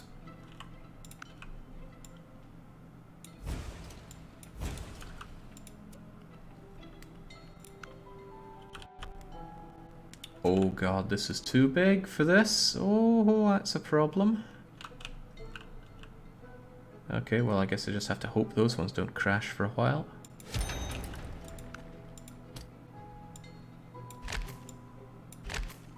It's one of the problems of building things tight. If you need to make changes, you're in hot water.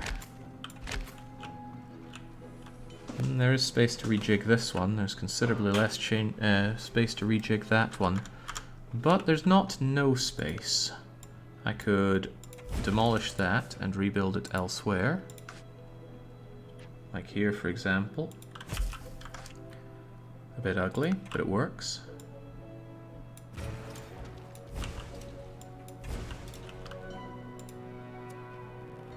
I'm going to get rid of the small one lest it tempt me again in the future.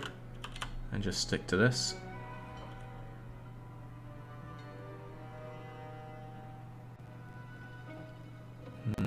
That farm is still in the way there.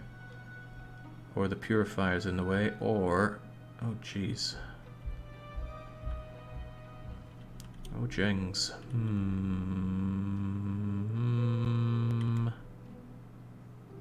I can still move you again. Does the type of intersection even matter? What do you mean the type of intersection?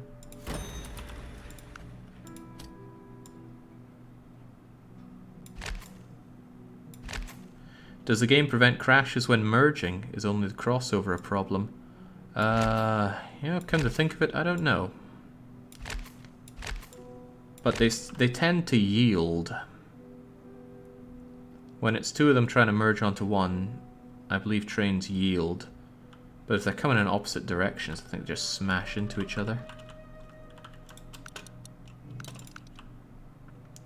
God damn, I love trains, says Nemi Blub. Well, hopefully you love this. Because I'm going to be going pretty heavy on the trains for this run. Trains and boats. There's going to be very, very little Zeppelin love in this run. Zeppelins are just too inefficient. They carry very little, very few goods. And they dispatch very slowly for reasons unknown.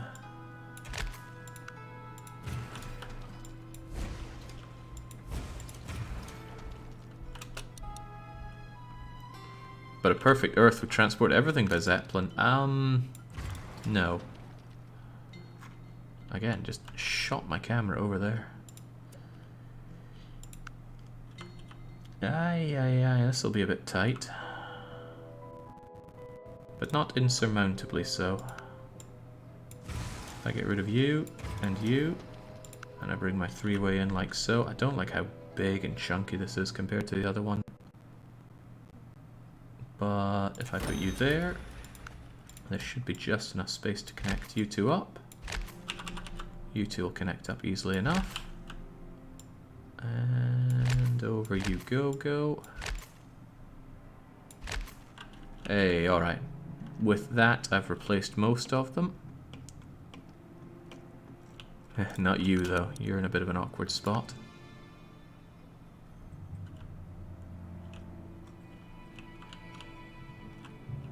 Thankfully, I've already replaced one of the other troublesome ones that I had.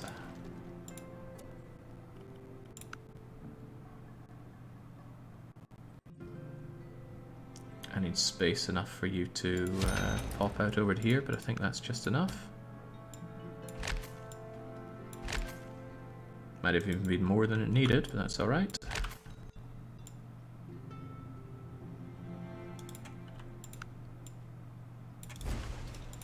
Again, all of this will eventually be torn down, but as we know, there's nothing more permanent than a temporary solution. And I mean, my initial stuff for Timbuktu here is very well made. I stopped pressing panning the moment it paused there, but I think it just extrapolates. And then off you go. So there we go. You slowed down because it was a merger. But when they're going in opposite directions, they just want to smush together.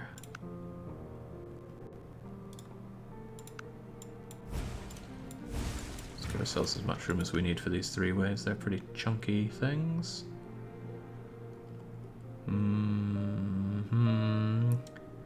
Good thing I can terraform around here. So I'm probably going to have to make use of that straight away. Now this can't really be flattened so much. But this could be brought up a bit.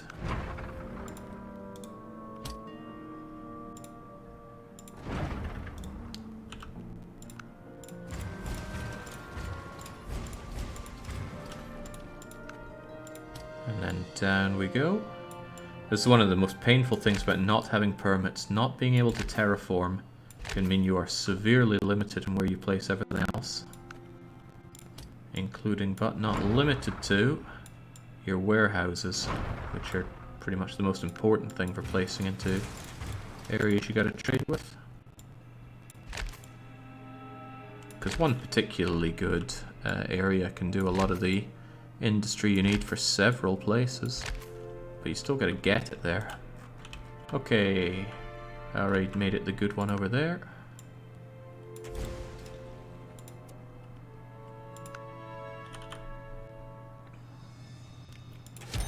Love the way it just kind of magnets together on the train tracks like it did on the western side there.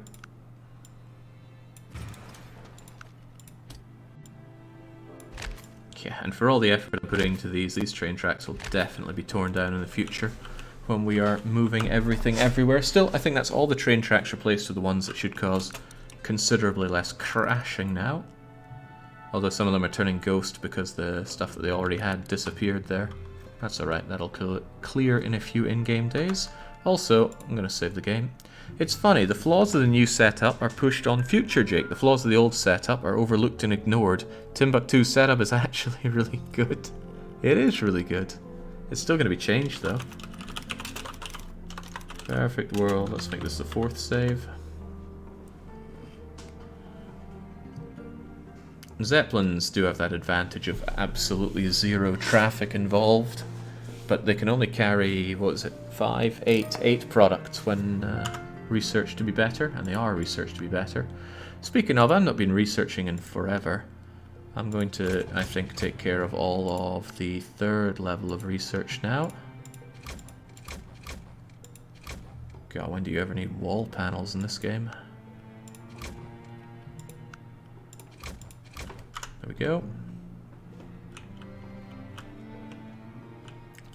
God, I love the lack of production alerts here. These guys are a little low. What's your problem, actually? The lack of fibers, rather, was an issue with not sending them out. Shouldn't be an issue now. If it remains an issue, then I'll have to deal with that.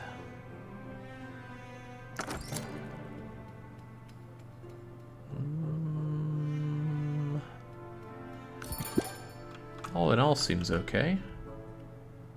Maybe I should do a little bit of a thread count here on just how much I need and double check that this is enough. So these guys are needing 2 every 15 days.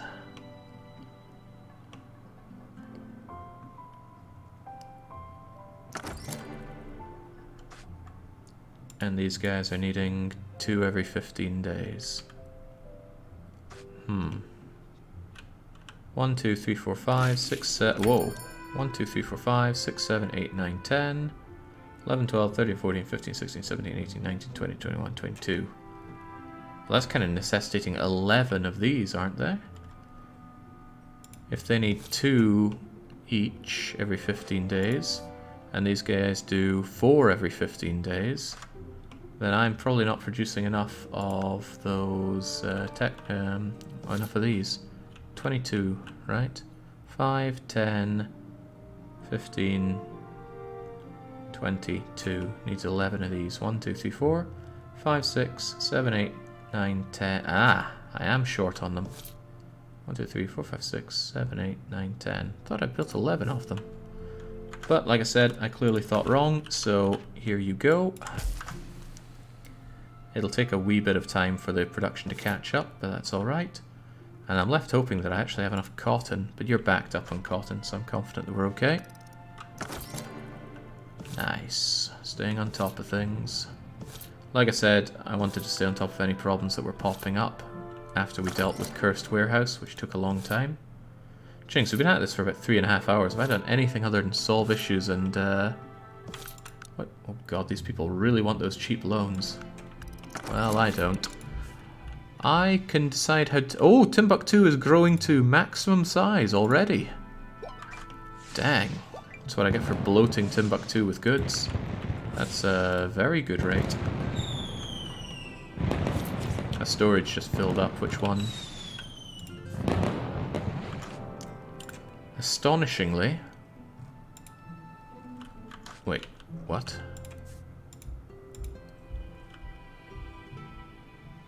Why are you full up when you're meant to be providing your coal to Warehouse 19, which is decidedly not full up?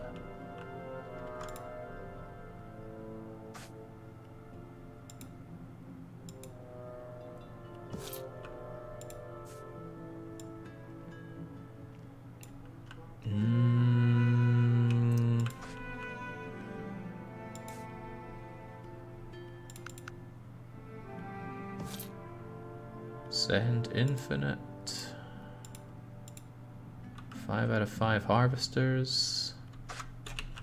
Fit. You've made a lot of children asthmatics. All the pollution you've added to the world, Jake. Well, I mean, children that nobody cares about. You know, those hyper-intelligent Indian kids are doing just fine. Okay, but I feel like my hyper-intelligence is being insulted here. What am I missing here? God, they're still fighting over those loans. I think I'm going to turn off the pausing for PR and auctions. That's going to bother me. I'd rather manually pause for it. Okay, any bright ideas from the peanut gallery here? For some reason, this guy, who should be delivering his coal to this warehouse, is not.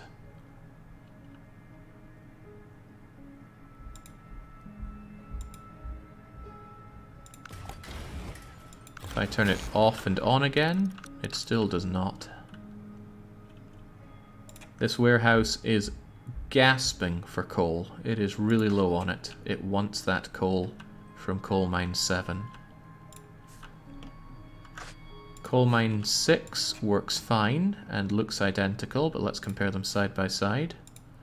They both have the same warehouse as their destination, same max sent. Gee, this game is full of mystery for me. It was probably working just earlier. What's your problem now? What if I rebuild you? You know, that solved our problems before.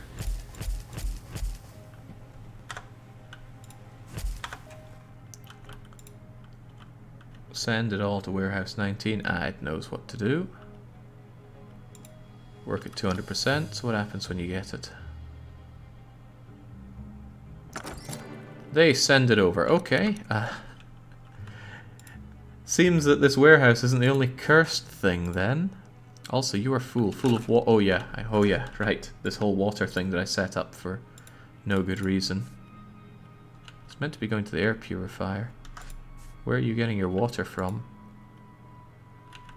Ah, that water siphon as well. There's no reason for you to be this large. In fact, you should be rather small. And then you won't be taking excess from anywhere. Let's just dump that water.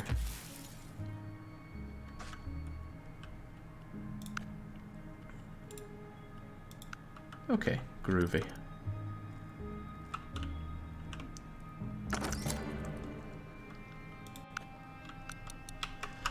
Right, with that done, the big question is, what's next? The textile stuff is coming along well. I'm feeding these places slowly but surely. I could start giving you toys, but I'd like to create something that I can give to multiple cities, like we did with the clothes here. Although, looking at it, that took up a huge amount of space, and that is the consumption for one shop. Not one shop, 3 shops that aren't even max size. And there's a lot of shops we're going to have to do, so the world is going to be pretty carpeted in industry. Fix the pollution. The pollution doesn't need fixed. This is as far as that pollution is going to spread unless I start doing more industry. And as long as the pollution doesn't hit a farm, or a water harvester, or a city, it's not a problem. So the fact that we absolutely smogged this is not a problem for anybody. I mean, sure, it's getting close to Baghdad, but close to Baghdad is not on Baghdad. But this is perfect Earth. I can clean the pollution later. I can put down air purifiers and water scrubbers and we'll be okay. My thought does turn to the poor New World, who I have completely neglected. Well, I don't like the New World because it's a bit horrible to be building on, but I certainly could. I could take New Orleans, for example, and then flatten this nicer bit of land for working with. Flattening the Rockies is a bit beyond my budget right now. Or maybe South America would be better for that, because South America is much nicer for building on, much flatter, if you ignore Chile, and I'll be ignoring Chile. I could produce a lot of food around here and distribute it quite happily. Brazil would be better. Yeah, we could get ourselves into Brazil. Except, I believe Santorim is owned by the Shell Company. Rightwares owns you. Santorim. Let's see. Side Trust owns the Yukon. Business Works owns 2 things, neither of which I know. Rightwares owns that. T Motors owns China and something else. Possibly that. Oh my god, what a hideous bridge. Why? Why? Probably best not to know. Yeah, I think now, actually, the shell company is in South America. Because I can't buy Santorim. That is troublesome. Yeah, I need to find a way to rip this apart and take care of that shell company. Also, welcome Blobber. Blobber and Co. Trying to do my own blobbing here with mixed but overall negative success. Another idea is thinking about Australia with Canberra, which I can get. There's a reasonable place here for building up. Business Works was clearly funded by mysterious BR. Well, all the logs tell me that Business Work are trying to set up their home in Thule. Maybe that's the problem. Maybe I could sell them Thule, and then they will suddenly be able to build a warehouse there. It is worth trying. I think the land tiles did help with the pathing. I'm noticing a lot less chugging in the game, he says, as it chugs right there. But certainly it's like night and day between running the old one and the new. Poor Thul here claims that it's growing. But I could use this for some stuff, but I would rather flatten you in general. I'm just trying to think of the next big place to go here. South America speaks to me, but the shell company protects Santorim. There is also this space that I haven't put to use. The question is what I would do with it and where those goods would go. They want toys over in China. It might be possible via console, Jake. Can you control backspace, enter DC help? There should be a command, force permit offer. Yes, I could do that to sell Thule, but I found that if you run the game for a while and then try and open the console, the game crashes. And I've been experimenting with that quite a lot. Okay, flattening this out would be expensive, but it would give me a lovely big area with which to make probably a lot of raw goodies that I could be sending out. I could do a lot of farming. Big farming here, which I then put over to a dock here, and then I sell all my farmed goodies to all these farm markets. That makes sense to me. And then those farmed markets would allow the places to grow faster. I like it. I do like it, and it's the best one I've got available. I also own Cape Town now. It's just a matter of having the money to do all those things. Starting with, oh my god, terraforming always ends up more expensive than I think it is. Just doing this is in the multi-millions. However, you gotta spend money to make money. I'm just trying to think if there's any avenues for money making that could go beyond that. There is the fact that Timbuktu now want their books and their liquor, and providing that would certainly make me more money, but I would like to have a setup where I need to do these on a grander scale.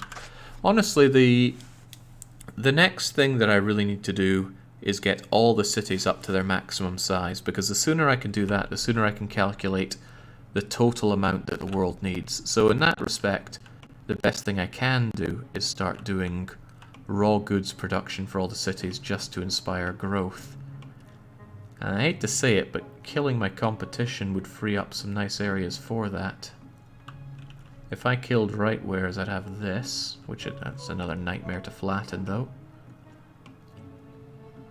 I do have these, but I don't want to use these until I've filled the earth. I was planning on doing this when I had gorillions of money, but I did it for performance reasons in the end.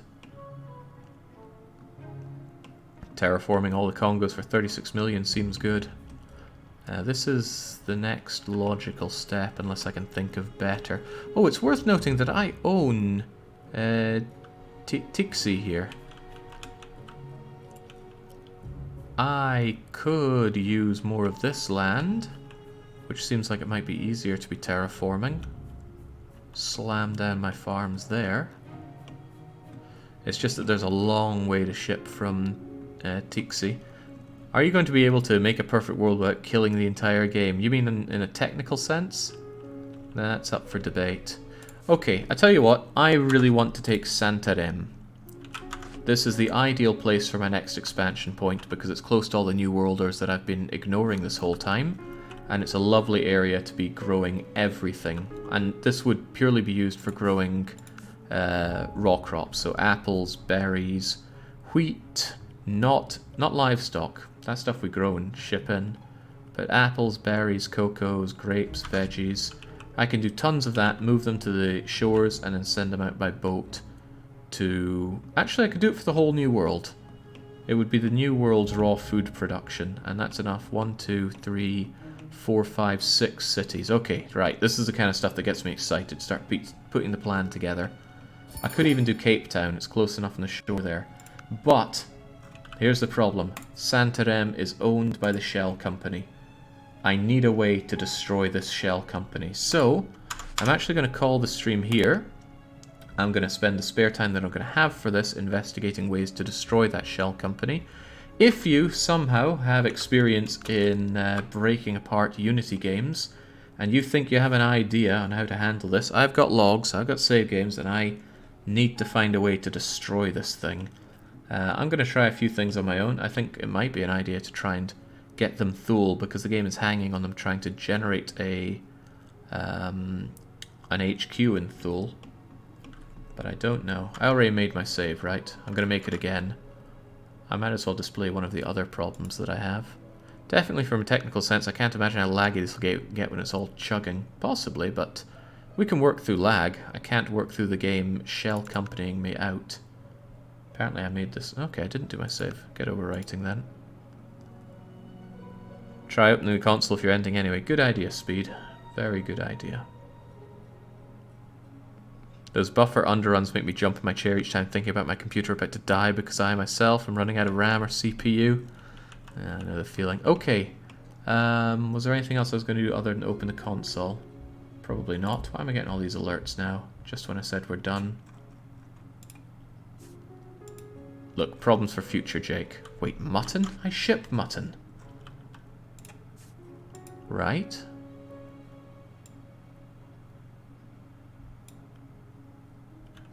You're meant to be going out. Does Colne Warehouse have too much mutton? Okay, so a problem of having too much mutton? Too much mutton? A problem for future, Jake, to solve. For now, I need to solve this one. So, what I can do is... what? Oh, there was another thing I wanted to show before I risk opening up the console. I think right wares, I should be able to buy them out with what I have. Each of their shares are pretty low. Let's buy them out. This should, when I buy them out, let me own their permit in New Orleans and destroy everything they own. But when I do this, they become a shell company. But that's not a problem because they don't own any permits, and I own New Orleans. I can tell because I can build in New Orleans. But again, another shell company. Why? I have a suspicion that when I made this map, when I click the button to add new businesses, it's not adding them correctly, and sometimes it's causing these shell company issues. Maybe I should try buying out all the ones that I can here. Could I destroy Side Trust? I refuse to accept that another game played to perfection is hampered by Jake's inadequate hardware. I mean, I can just go and upgrade. I only have 16 gigs of RAM. I need to go and pick up my replacement graphics card anyway, so maybe, just maybe. Demolish all of that? Yeah, demolish all that crap. Ooh, well that actually destroyed the company, and I'm fairly certain that was one that I generated with the map maker. By the way, where did I get... Oh, I got the Yukon with that. And I can give them another clothing store, and I like clothing stores because it has a pretty tight amount of stuff that you need to produce for it. Yeah, I like clothing stores. Might be a good idea to buy that out, all things considered. The these other guys are a bit more expensive for me to buy out, so I'm going to pass on that for now. Okay, let's risk opening up the console. It might end the stream here and now. So you assume both Railway Empire and this is a hardware problem and not a software. Well, Railway Empire was definitely not a hardware problem. This one is probably not a hardware problem. Control backspace. It was control backspace, right? Well, the game is no longer responding, so it's trying to do something. I was answering to Nemi. Yeah, I'm pretty sure both are software.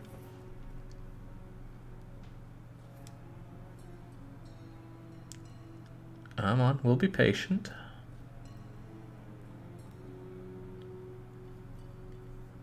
I have noticed that, well, I'm not the one that listens to this, but other than when I placed down a naval warehouse port, there wasn't any robot voices or issues like that, were there? So I think filling up a lot of the water with land solved some of the big issues there, because it was trying to recalculate if the routes were valid every 6 or so days, and that caused some major chugging. Fortunately this isn't causing chugging, it's just the game thinking does it want to open up the console for me or not. Oh, while we're at it, it has generated 169.8 million lines of output log during, well, since the last time I cleared it. I'm going to clear it again.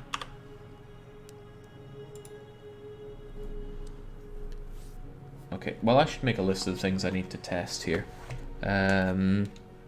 That includes sell Thule to shell company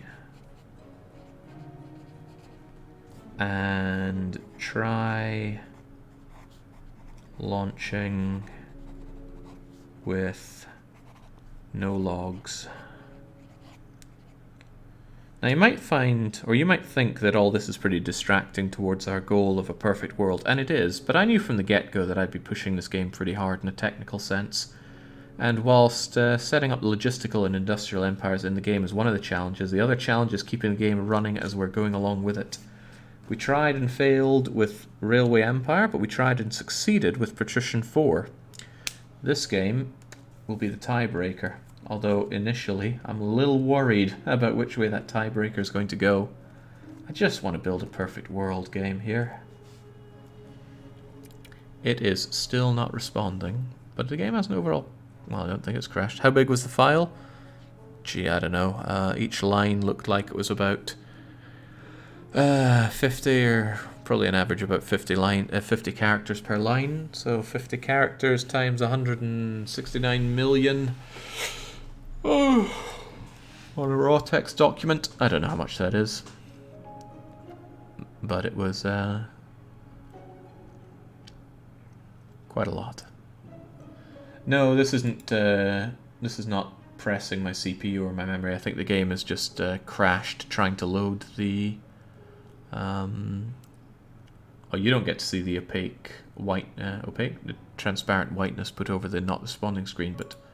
I think the game is just dying trying to load this.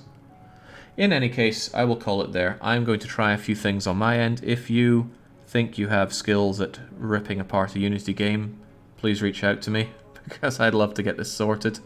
Then again, that's probably work that you don't want to do, but what can I do? I will press on regardless, even if I have to deal with a shell company. In any case, until I'm back this evening with Amayui, which I think is in a couple hours, it is a cheers and a cheerio.